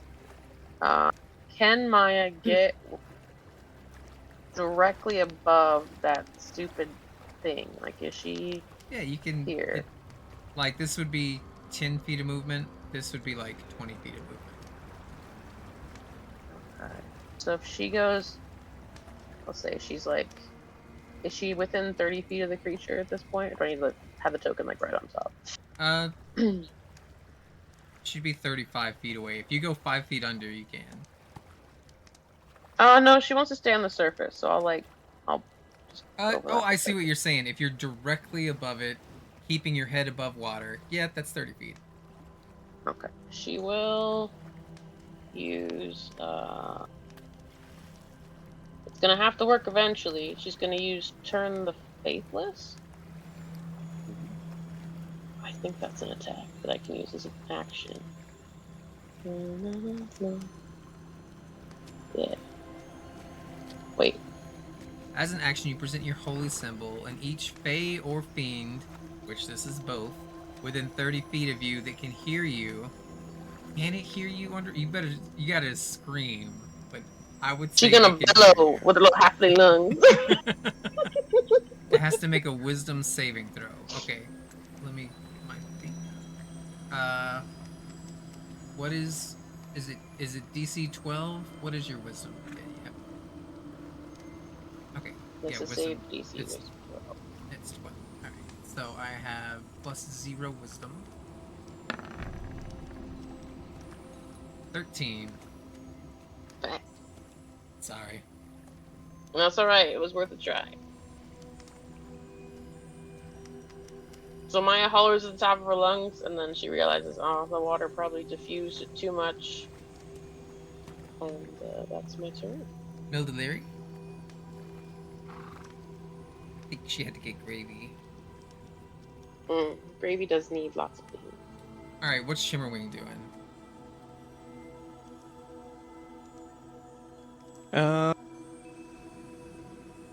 Well, you can hear its voice one more time. Let go now. Fly away. Never come back.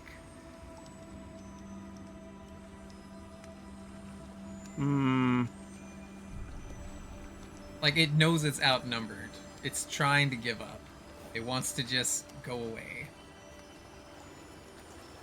My telepathic response to it. Oh, yeah. I know what I'll say. Zabilna. And grips on tighter. You want kill Zabilna? Kevin want Zabilna out of way. You work for Kevin. Quit Coven. Quit Coven, leave forever. Living thither. In force.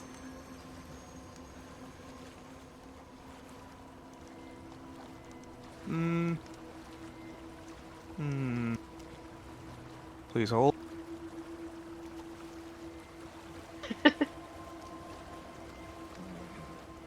I'm contemplating something.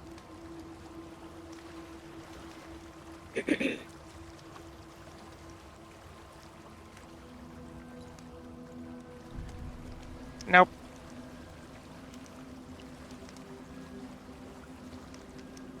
And it just no struggles trust you. more and more.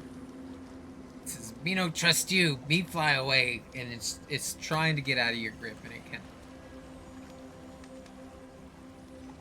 Mildeleary, you're back. What would you like to do? We almost skipped your turn, but we roleplayed.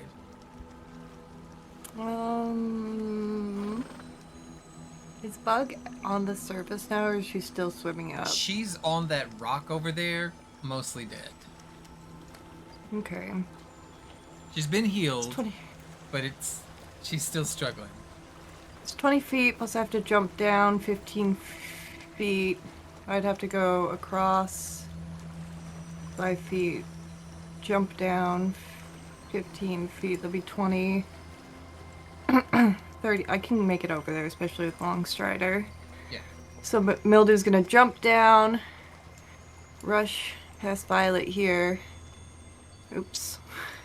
And every little xylophone rock you touch plays a note on your way. Bing, bing, bing, bing, bing. Wait, it'd be do, re, mi, fa, sol, la, ti, do. Do, ti, la, so.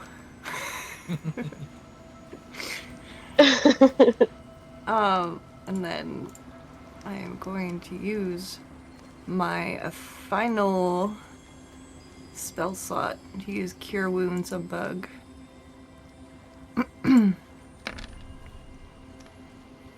Ooh. Oh, nice. You are full health. Sweet. You're full health, Bug. Wow. Oh shit! I killed Shadowwing! I killed Shadowwing! Mildew just starts. She's just kneeling over. Now she's just rocking back and forth, and she starts yelling a little bit less loud every time until she's just muttering, I killed Shadowwing! I killed Shadowwing! Because Mildew does not know. Mildew does not know what Shadowwing is. Mildew always assumed it was Shimmerwing's mute twin. No. And first she sends Sir Televar off to his doom, and now murdered Shadowwing. One Fey Dragon left. God. Bug, like with all her strength and her health back now, she's gonna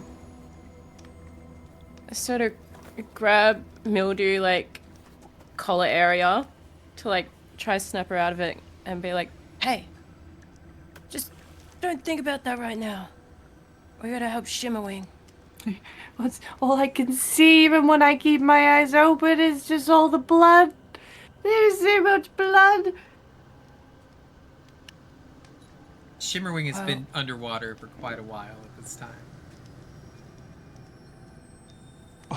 Do dragons hold their breath well? 15 seconds. What? You guys have been under there for about a minute. You got 20 more rounds before he starts suffocating. But for roleplay purposes, right? He's been there for a minute or so, okay? Yeah, in the heat of the moment. When 1 second feels like, eternity. Yeah. Then I guess I'll end my turn with Mildew just staring into Bug's eyes with so much fear, but also past them, and just... Do a perception check. Okay. Perception check for staring into Bug's eyes. Yeah. Let's see what you see in there. No soul. Well, it's back to normal. For a second there, Mildew senses were finally honed. But now, it's back to good old oblivious Mildew. Alright, you're oblivious. Shimmerwing, it's your turn. You hear him say, she's one of us. And who's he pointing? Like, looking at? Bug. Oh? What do you mean by that, huh? She worked What do you mean by that? hourglass.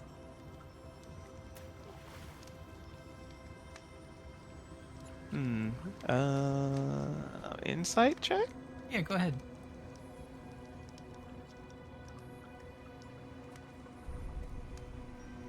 Oh, it's not letting me roll it. Hold on. Oh wait, there it is. You're not sure what to make of this. What do you mean by that, huh? At this point, it's almost like his little claws are wrapped around this thing's neck, just like... No shadow. No. You kill Shadow. No shadow equals hourglass coven.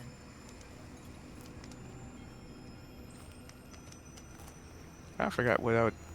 How would I interpret that? I guess historically, would I know what he's... like... Oh wait, yeah, do a history check. History. Racking your brain for this. You do know that there is a specific sister who enjoys working with the Shadowless. And so those people generally detach their shadows to do other activities, usually malicious activities. Fuck, what's her name? Indolin? No, it's the third one. But no, my notes.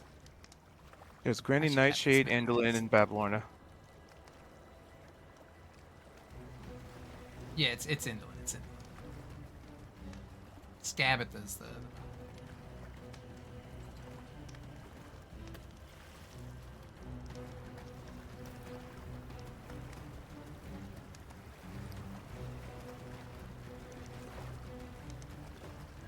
Okay. But I also know the hag's tricks and the This is just mostly for Shimmerwing, but I'll let everybody else have like a little vision. We'll just say that because of the state of the Watcher's pool that you're in, the innate magic that's in there, and the telepathic communication going on, everybody sees this image in their mind. Oh. Claimed. She's claimed. Would they hear that from the beastie, or Nope, would they just that's see just the image? Shimmerwing. Okay. Shimmerwing, like, so when it says claim, there's a bit of relief because he also kind of has an idea. Because he knows hags and how they make deals, and they always get the upper hand and give you the shit into the deal. Yep. And then I think Shimmer would, of anybody here, would probably have the most experience with how they operate. Probably. I mean, things could have changed since then, but just kind of being like, yeah, knowing stuff. Let go that I now. want. It's all over. We never see each other again.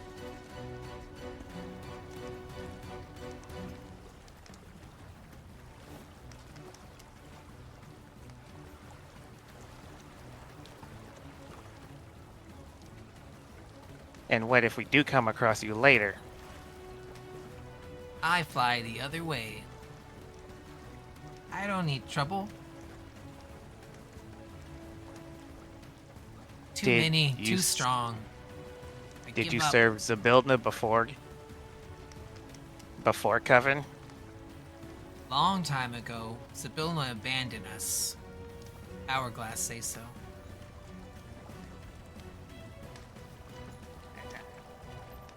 And since this is like non-verbal,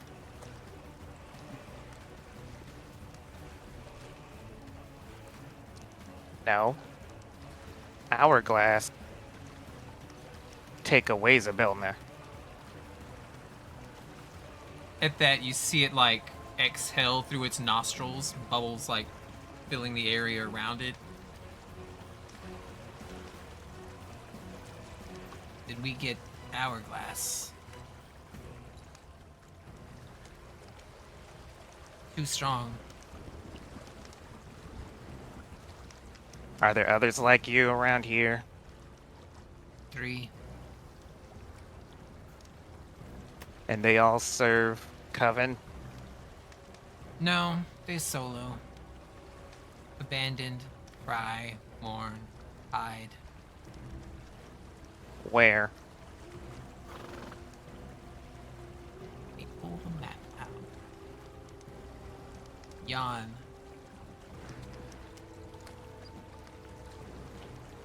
You work with them? What your name? Give me your name. Pixel.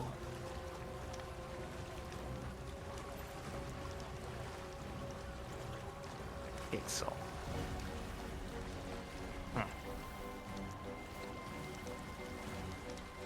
I guess I could still try to communicate to other people. I think right now Bug is sort of Shimmerwing's like go-to.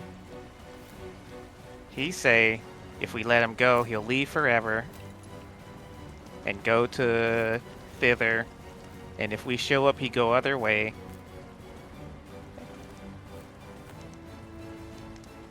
But he worked for Coven. Coven bad. Coven hurt Shimmer. Coven take Mom. He say he'd leave Coven if we let go, but he still can change anytime and hurt someone else.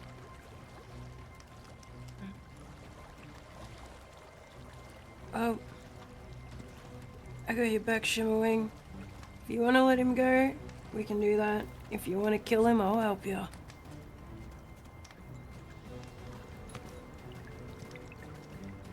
Okay. Okay. And Shimmer's gonna look back to this thing. New plan. You work for us now.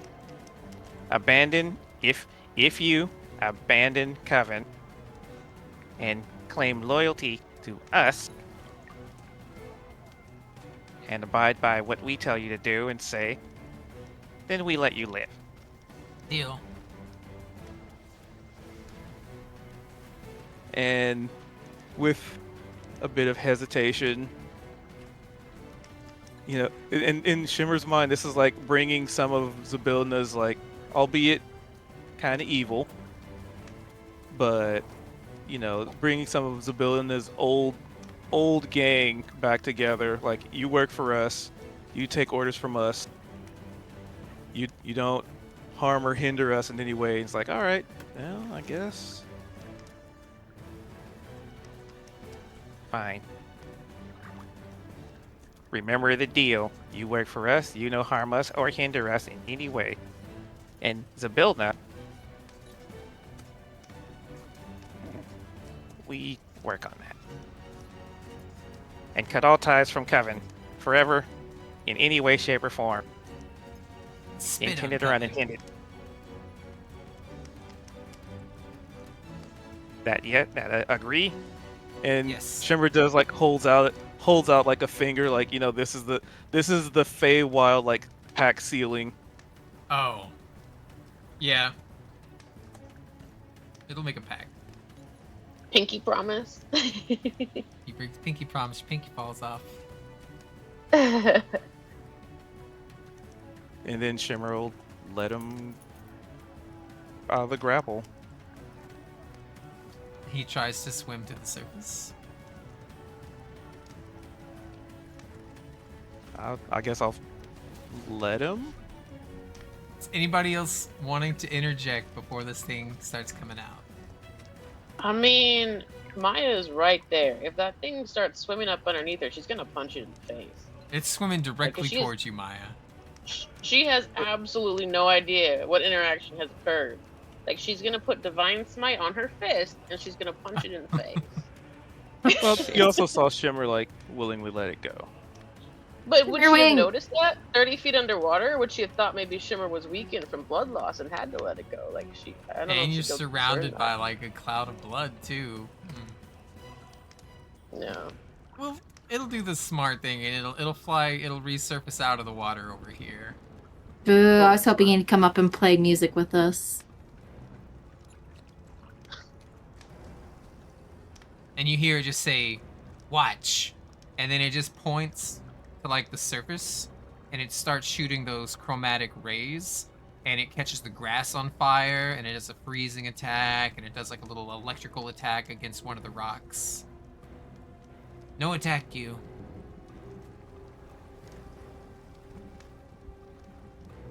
Allies. Flies out of the water. Back to a more comfortable state of actual flight. And where he can actually talk to people. Alright, this thing's gonna take off. So that thing works for us now. It's not going to harm or hinder us in any way. We made a deal.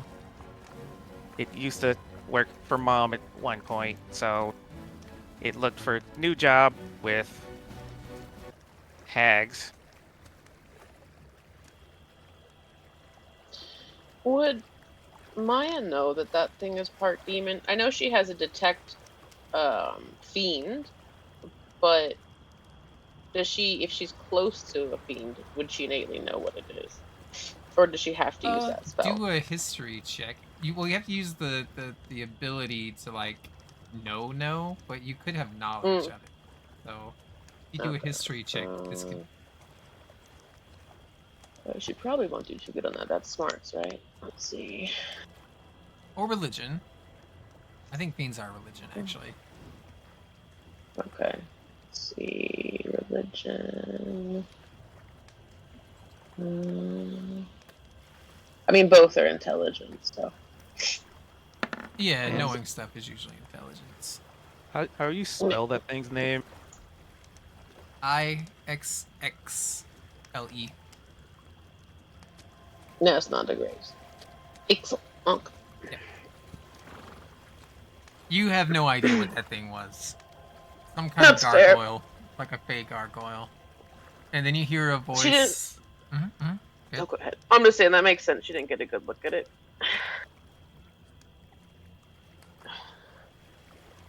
Alright, let me get my page.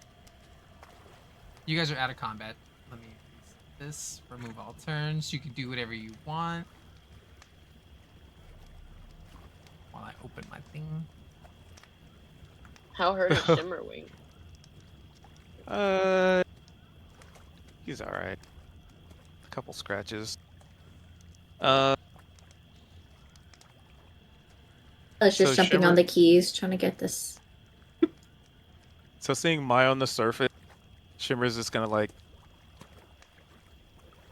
I don't know, maybe help Maya swim over or something. Yeah. And you could kind of hear this echoing voice that's coming from this cave right here. It's like half submerged in the water, right? And it says, "You who have come are not the first. My misery abounds. Do your worst." It can't be good. Shimmer's just gonna yell out, like, just like fly to the cave and just yell inside. Ooh, you have dark vision, right? Yeah. Okay, so you could see like the light from the outside kind of reflects off the water and it dances across the ceiling of this really small cavern.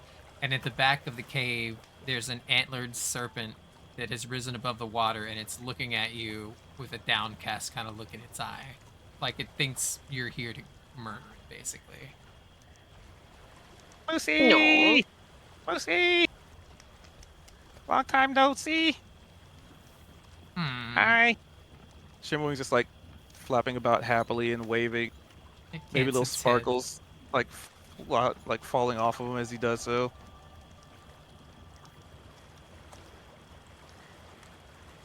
Cerastus the Watcher, as some call me. From Mother Zabilna, I came to be. And just there's this from this like intense moment of like dealing with this thing and like Shimmer putting on a really serious face like in dealing with this this Ixal. Like this is just like a polar opposite of demeanor. He's just excited, just happy to see him, and just waving excitedly. And as part of the wave, He'll even like he'll even have his like pinky. He'll do like the pinky thing with the mustache. We're here to save Mom, and well, here to help you.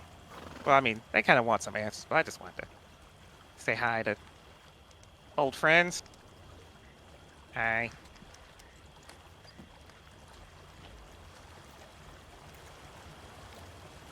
Give me a second. I keep fucking up my map. I can't remember how I had this done.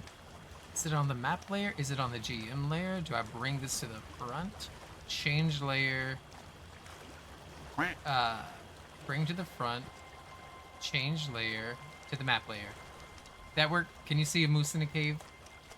We can see in the cave, but no moose. No moose. Now we No moose. That was way more complicated. I didn't want to make two separate maps, so I was like, I'll put one hidden underneath the other, and then I just have to remember to, and then it's all just fog after that. It's dark in there though, right? The moose is so cute. He is cute. So like Maya's like she would have heard you know, Shimmerwing talking excitedly to someone in there. Yeah, you really so wouldn't be able to make him out as much as he can. You know there's something in there. So she's like peeking around curiously, but she has no idea what the fuck is in there. It's dark. And she just hears a gloomy voice. When shadows fell and fear set in, did you save me from the devilkin? Yep. That's what Mom would have wanted. And it's gonna swim forward, just so everybody else can kind of like be part of this scenario. Everybody can talk, right? You pulled me from the danger's den and saved me from the devilkin. For bravery and deeds so grand, I think the finest in the land. Yep, that's us. I mean, technically we didn't kill the devilkin, but it works for us now, and because, you know, it's part of a deal, and you know how those work. Regarding visions, I can see. If you ask, I'll grant you answers 3. Shimmer, how big is this thing? So it's like 1, 2, 3, 4, large. Big. I guess the question is it big enough for Shimmerwing to just like land on its antlers? Yeah. Okay. Shimmer's just gonna like land on an antler. Maybe the boo snake themselves is not like the besties with Shimmer, but Shimmer totally just thinks like they're the best. Oh like, no, they're it also smiles besties. at this. Everybody else sees like a big grin. Like, you can imagine those devilkin have been torturing it for who knows how long. This is why they were shouting into the cave. See? Old friend. Come. As he sees Bug like holding onto that rock over there. Wow. Big treasure keeper.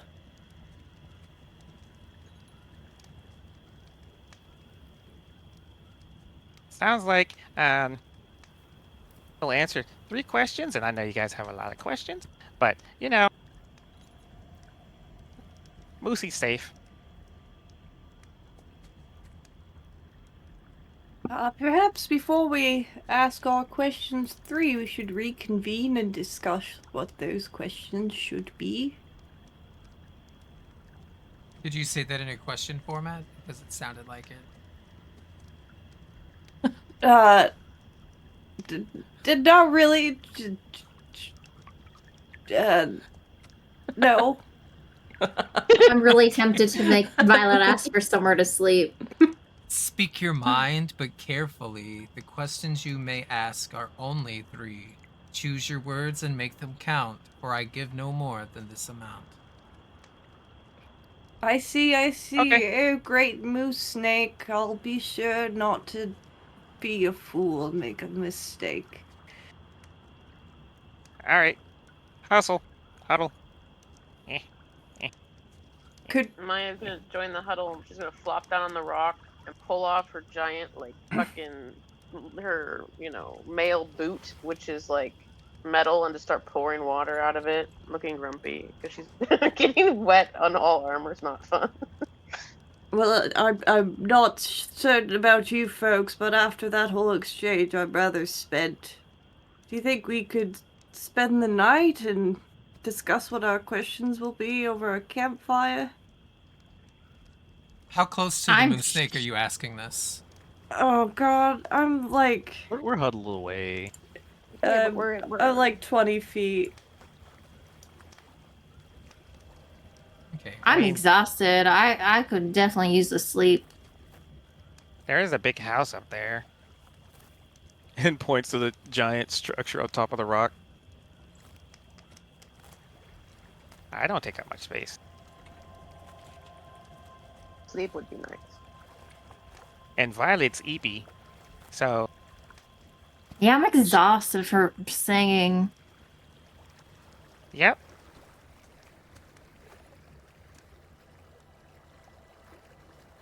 Violet would definitely ask a question about sleeping right now.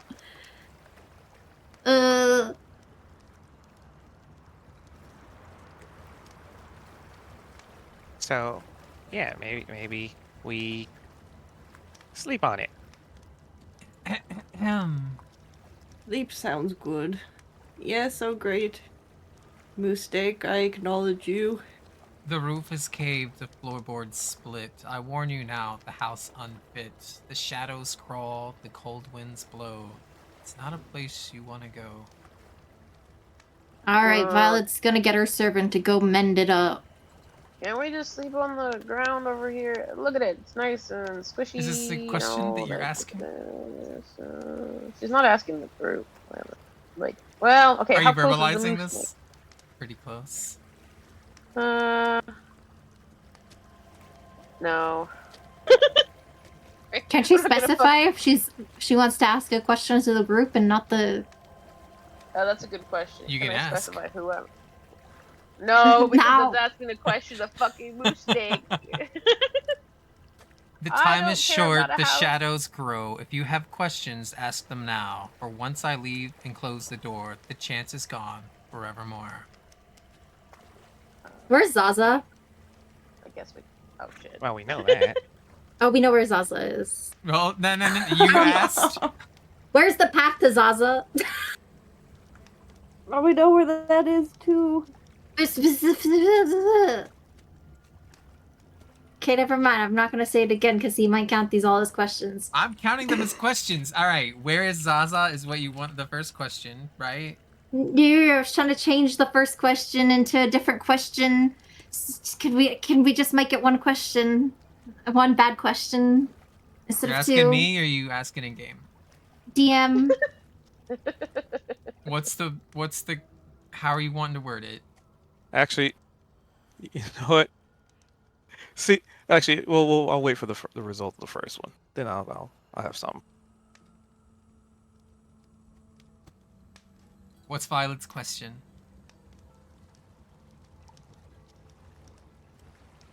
You changed it from where is Zaza. You wanted to amend it to include what? Where's the fastest path to Zaza?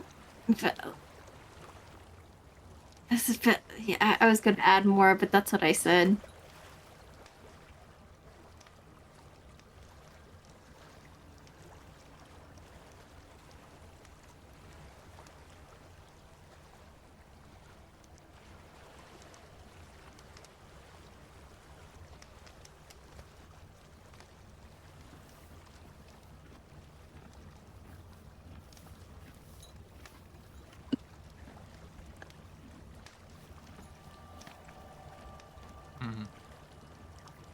So it takes me a minute because I gotta fucking rhyme it.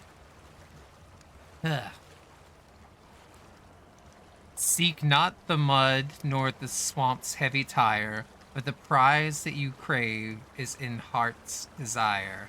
Within a glass palace where wishes take wing, beyond every hither the wild seasons bring. To find the swift road through the thither and yon, you must gather the ghost before daylight is gone. A hollow man stuffed with golden dry grain, a vessel of tin that is hollow of pain, and a lion of yellow with the seeds drift for hair. Find these three lost things, and the path will be there.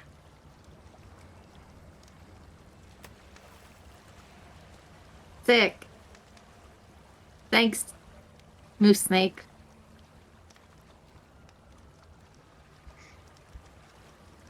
Maya's gonna very carefully not ask a question, but she's gonna look at the group and say, I want to know where the children are very specifically.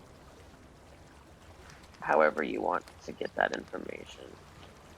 So when Maya says that, Shimmer's gonna look at her and telepathically communicate. Which children? I mean, there's a lot of kids. Can she communicate back to him telepathically, or does it have to be out loud? Yeah, I can't communicate with everybody simultaneously, so I have to like open the comms for one person at a time. Okay. I mean, she communicate back like you just feel this, because again, it's kind of like mental, right? Telepathy. It's not verbal. You're just gonna feel this intense sense of urgency and worry, and you're gonna see the picture in her mind of that little pink furball girl, her squire, that she's terrified for. But she does care about the other children taken as well. She wants to make sure they're safe. So, you looking for this specific person? Alright? Yes. But others have been taken too. Okay. That makes sense. Give me a minute. Please hold. Please wait while we put you on hold for our next available customer representative. So Shimmer's gonna communicate with Wild Child telepathically. You got any questions? No, I mean, might be nice to figure out where the secret entrance is to the brigand's prison, but I think we could sort that out without having to ask the moose snake. I feel like Bug probably has an important question to ask about a certain something or other. Actually, she probably has a number of questions she might like to ask the moose snake. Yeah, probably. I feel like I could find the secret entrance to the brigand's prison by myself, or together with you all. You are a guide after all. Yes. The bestest. Head pat.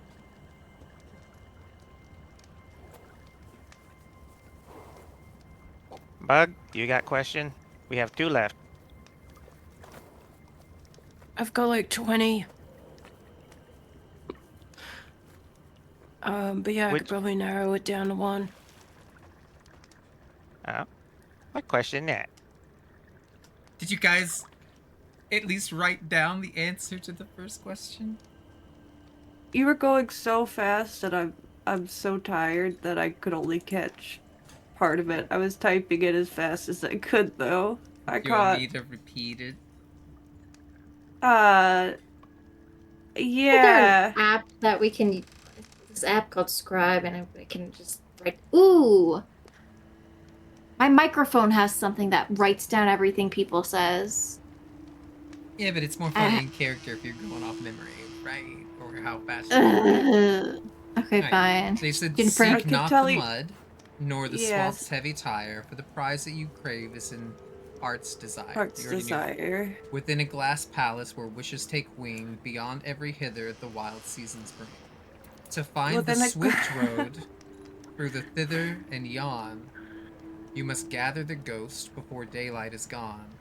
A hollow man stuffed with golden dry grain, a vessel of tin that is hollow of pain, and the lion of yellow with the sea drift for hair. Find these lost things and the path will be there. Yeah, I still miss quite a bit. My brain's just not working. I'll just copy and paste the things. That'll be more fair because everybody's tired. So where is languages? Rules? I could read out what I got. You could also go back to the VOD and rehear it. Yeah. But Mildew wouldn't remember word for word. Like, usually when I take notes in D&D, it's sort of like I don't take perfect notes. Yeah. It's already in, like, riddle format, too, a little bit. You know what I mean? Like, these are metaphors. So I just copy Yeah. pasted it in the general.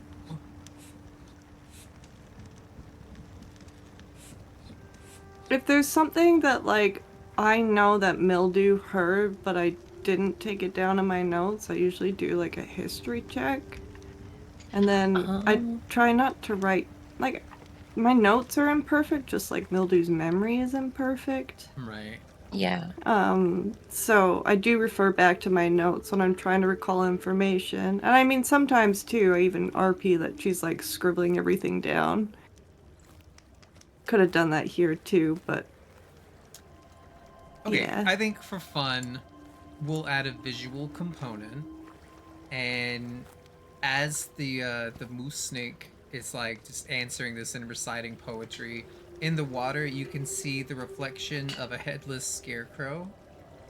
You can see an oil can made of tin that has a face in it, and then you can also see a dandelion that is holding a rapier, and it is being followed by a honeybee.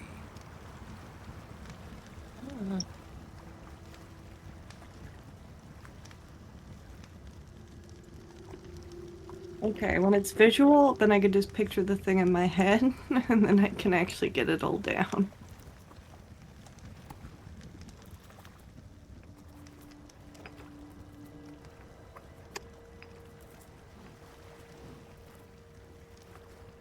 Did we have the second question? Was Shimmerwing still asking Bug what she wanted her question to be? I mean, I think Bug said she narrowed it down. I think. Yeah, she said she thought she could maybe narrow it down to one. All right. And I guess since we're still communicating with Bug, And Maya also have a question about missing kid. Yeah. And bugbear girl. like just kind of like copying an image that Maya gave her. We just like copy Your pastas the girl. image. Was this telepathic, or were you asking for confirmation if it's a bugbear boy or girl? This is all Out telepathic. loud? Okay. I just want to jump on, like, you know, any question. Like, so when it's kind of like one of those things when talking to Bug, it's like she's looking for a girl, but a bugbear, I guess, kind of like that. And then it's just like, screw it, just copy pasta the image given. Imagine if it was verbal and you just got confirmation. Yes, she is indeed a bugbear girl. Next question. Then I guess Shimmer will open a comm with Violet. You have any more questions? Hmm. I think we have one from Maya and one from Bug. I don't know what the fuck was stolen from me. Like, people shouldn't steal things from me like this. Okay. Where my bubblegum is. Oh, I know where that is. And Shimmerwing will fly up to Violet and like tap her on the chest. It's in your heart. That's gonna roll her eyes. Also, why is he a snake with moose antler? Like, I mean, Did you ask this out loud? no, we're telepathically talking.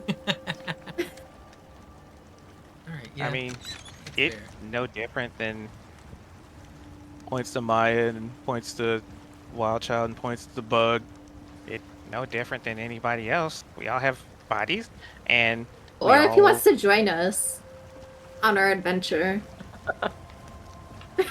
I mean, I'll keep thinking on some. yeah, you put that in your pocket. I think that'll work. Yeah. So I guess instead of having to do it like individually each time, I guess Shimmer's just gonna relay the information. Like Maya has a question, Bug has a question, and kind of relay what those questions are. So we're all on the same page. Okay. So, if people want to ask them, then now we have a kind of a plan of what questions to be asked. And at that point, Shimmer just goes back into Bug's bag.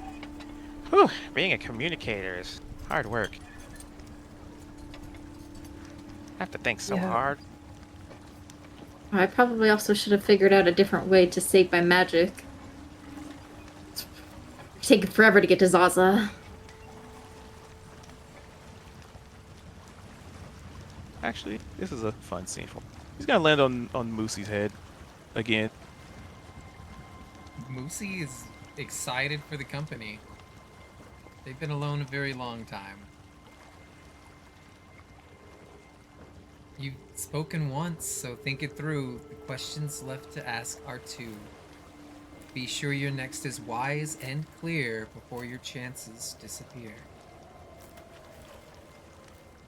Shimmer nods at everybody in the party. Go for it.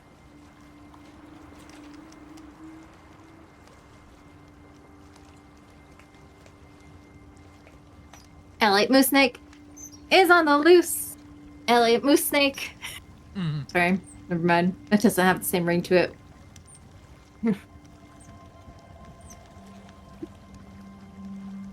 And Shimmer was gonna look to. I think Shimmer will start with Bug. Yeah, I've got a question. Moose Snake. And it looks at you.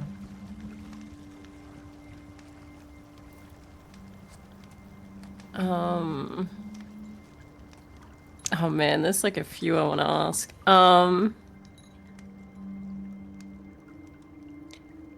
Why don't I have a shadow?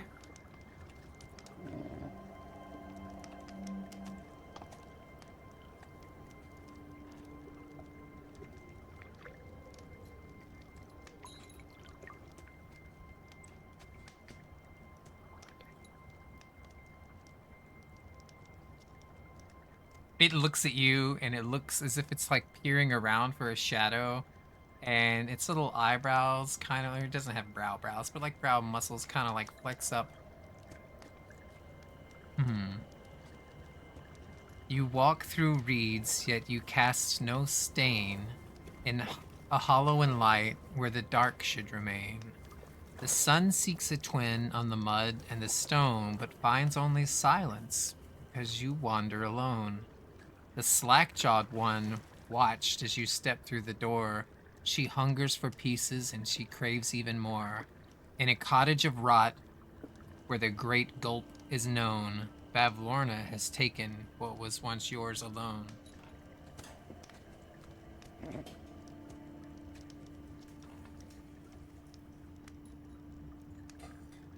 Ooh.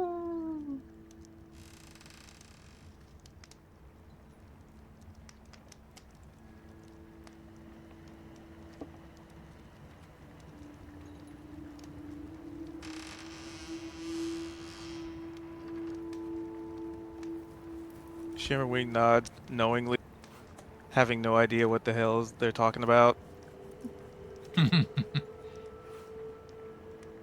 Yeah, I feel like Bug's just looking around at the others. Looking around at everyone.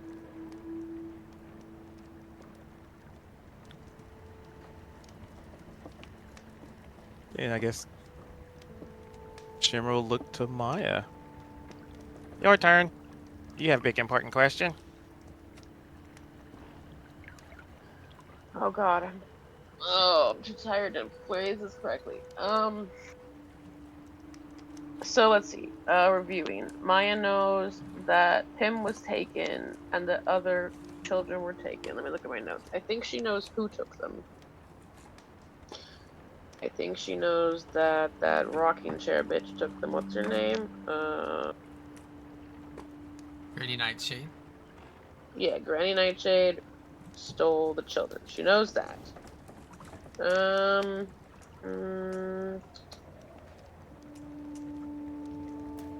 She does not know where Granny Nightshade is keeping the children. I guess that's what she would ask. I don't know if that's the right question, but I guess that's all I really got. Let's see.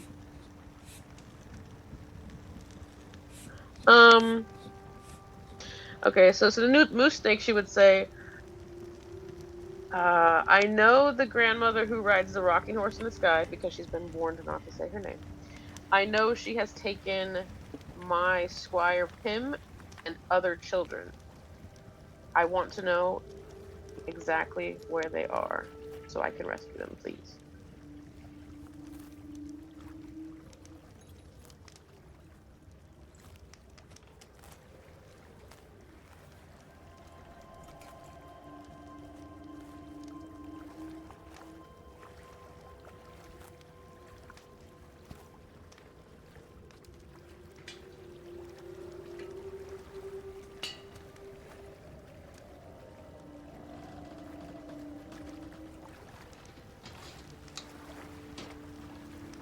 Oh, we got horse sounds, we got blacksmith sounds now. It was supposed to be the creakiness of the little hut on the boulder. Oh! Oh.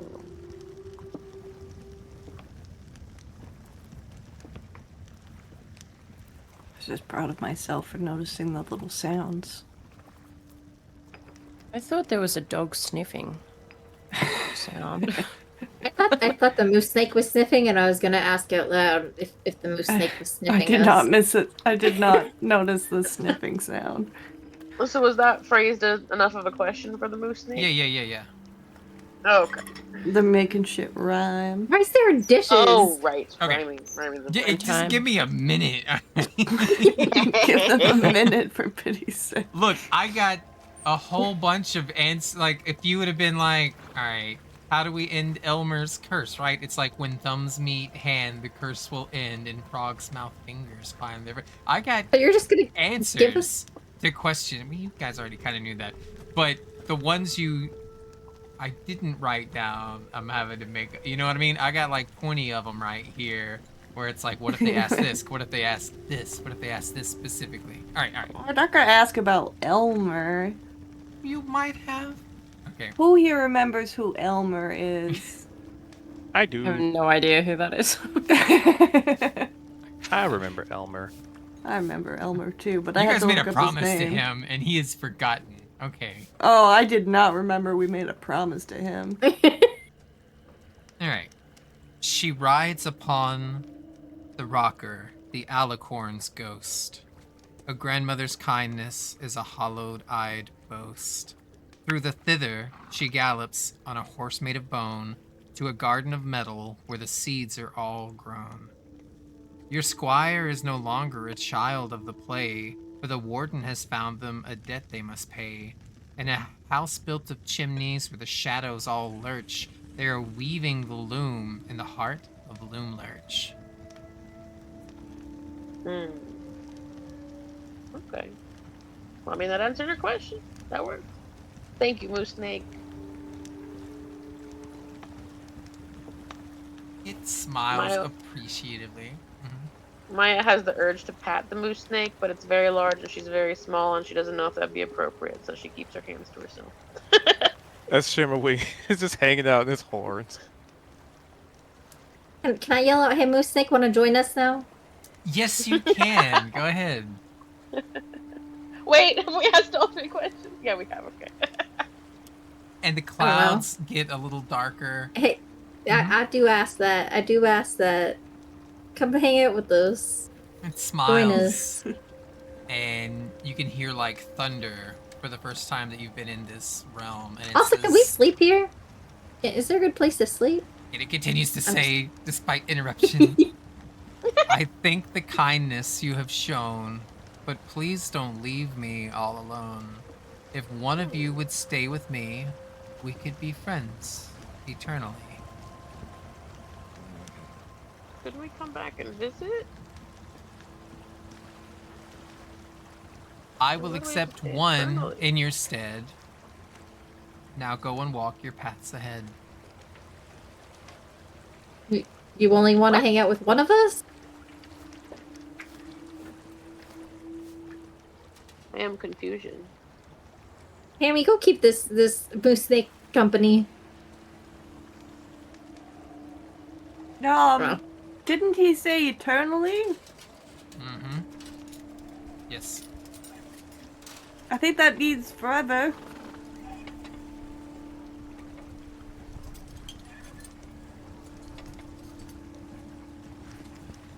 A life for a life. To break the tether, I must keep one of you forever. So make your choice and point the way. Who goes home and who will stay? What? Why do we have to stay? What's the life for a life? Didn't we save your life? Yeah, we already saved your life, so you owe us a life. We could call it even. He answered our questions. It's confusing. Shakes its head. It seems very determined, and you can see the sky again is just darkening over the lake. Okay, well, let us sleep on it. Wait, he answered another question. Sorry, our minds don't align, but one of you shall remain mine. Shimmerwing, do you know anything about this? Let's see. This is twisted reciprocity. It believes it is owed one of you. It was giving us those questions for saving him already. He said that in the beginning. It gave you one question for saving you. With the kindness you have shown me, I will answer your questions 3. Uh-huh. And exactly. Now it's yeah. Actually, is there anything you might want to know of things that go on outside of our Feywild? You are a collector of knowledge. Do persuasion with disadvantage. Can do. I wonder if can anybody help me with? Oh, I don't have my buddy to help me with it. With guidance? Mildew's gonna kind of... Shimmerwing, to me! And she holds out her arm. The magic I weave takes a heavier toll. It cannot be bought with silver or gold. For the spell to complete and to send you away, my powers cost more. One of you must stay. To send us away? Can't we just leave on our own? Shakes its head no. So Maya is fishing around in her backpack right now. And she pulls out something that is actually relatively important to her because it's how she got to this world. She pulls out a little jar, and in that jar is a chocolate frog. And the frog does have a name. His name is Fudge. And she's been holding on to Fudge. He's been her little companion. She's been counting on Fudge to lead her to him because he has a piece of the hag's magic in him. But what about now that she knows where he is, she's gonna ask the moose snake. Would Fudge Maya stay with you? Yeah. What? Wild child? What? What about those mushroom people you have? Well, see if he likes Fudge first. Okay, alright. Moose snake! Would Fudge be acceptable? He's a lovely frog. I'm just gonna hold him out for Moose snake. You thought I wanted a soul or a life to leave your companions with sorrow and strife. Relax, mortal friends, put away the device. Fudge the chocolate frog will suffice. What the fuck? Yay! He's a good frog, I promise. He'll be a good friend, Moose Snake. This fucking moose snake fucking with our heads. Of course we thought it was a life. You said your life for a life. What the builder's just gonna throw her hands off and then just storm off. Moose snake.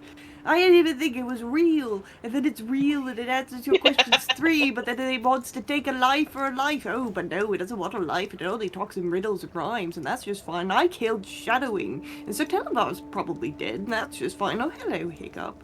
And she's just gonna sort of march all the way down to Hiccup. slightly indignantly like mutter under her breath as she hears Mutler, Fudge is alive? He counts. It kind of like looks at his wild child's departing and says, I'm sorry that I acted clever and tried to lock the doors and sever. I'd never hurt you, truly, never. I only wanted a friend forever. Oh, we should have left Talavar here. Should have got him through.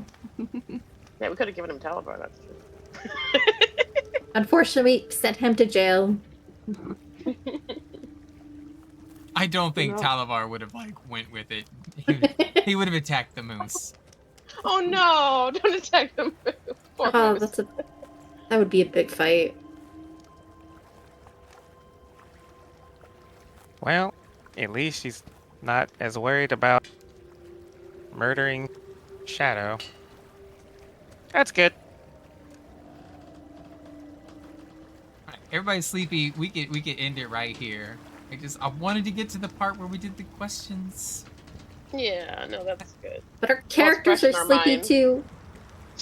No. Well, would you like to sleep here?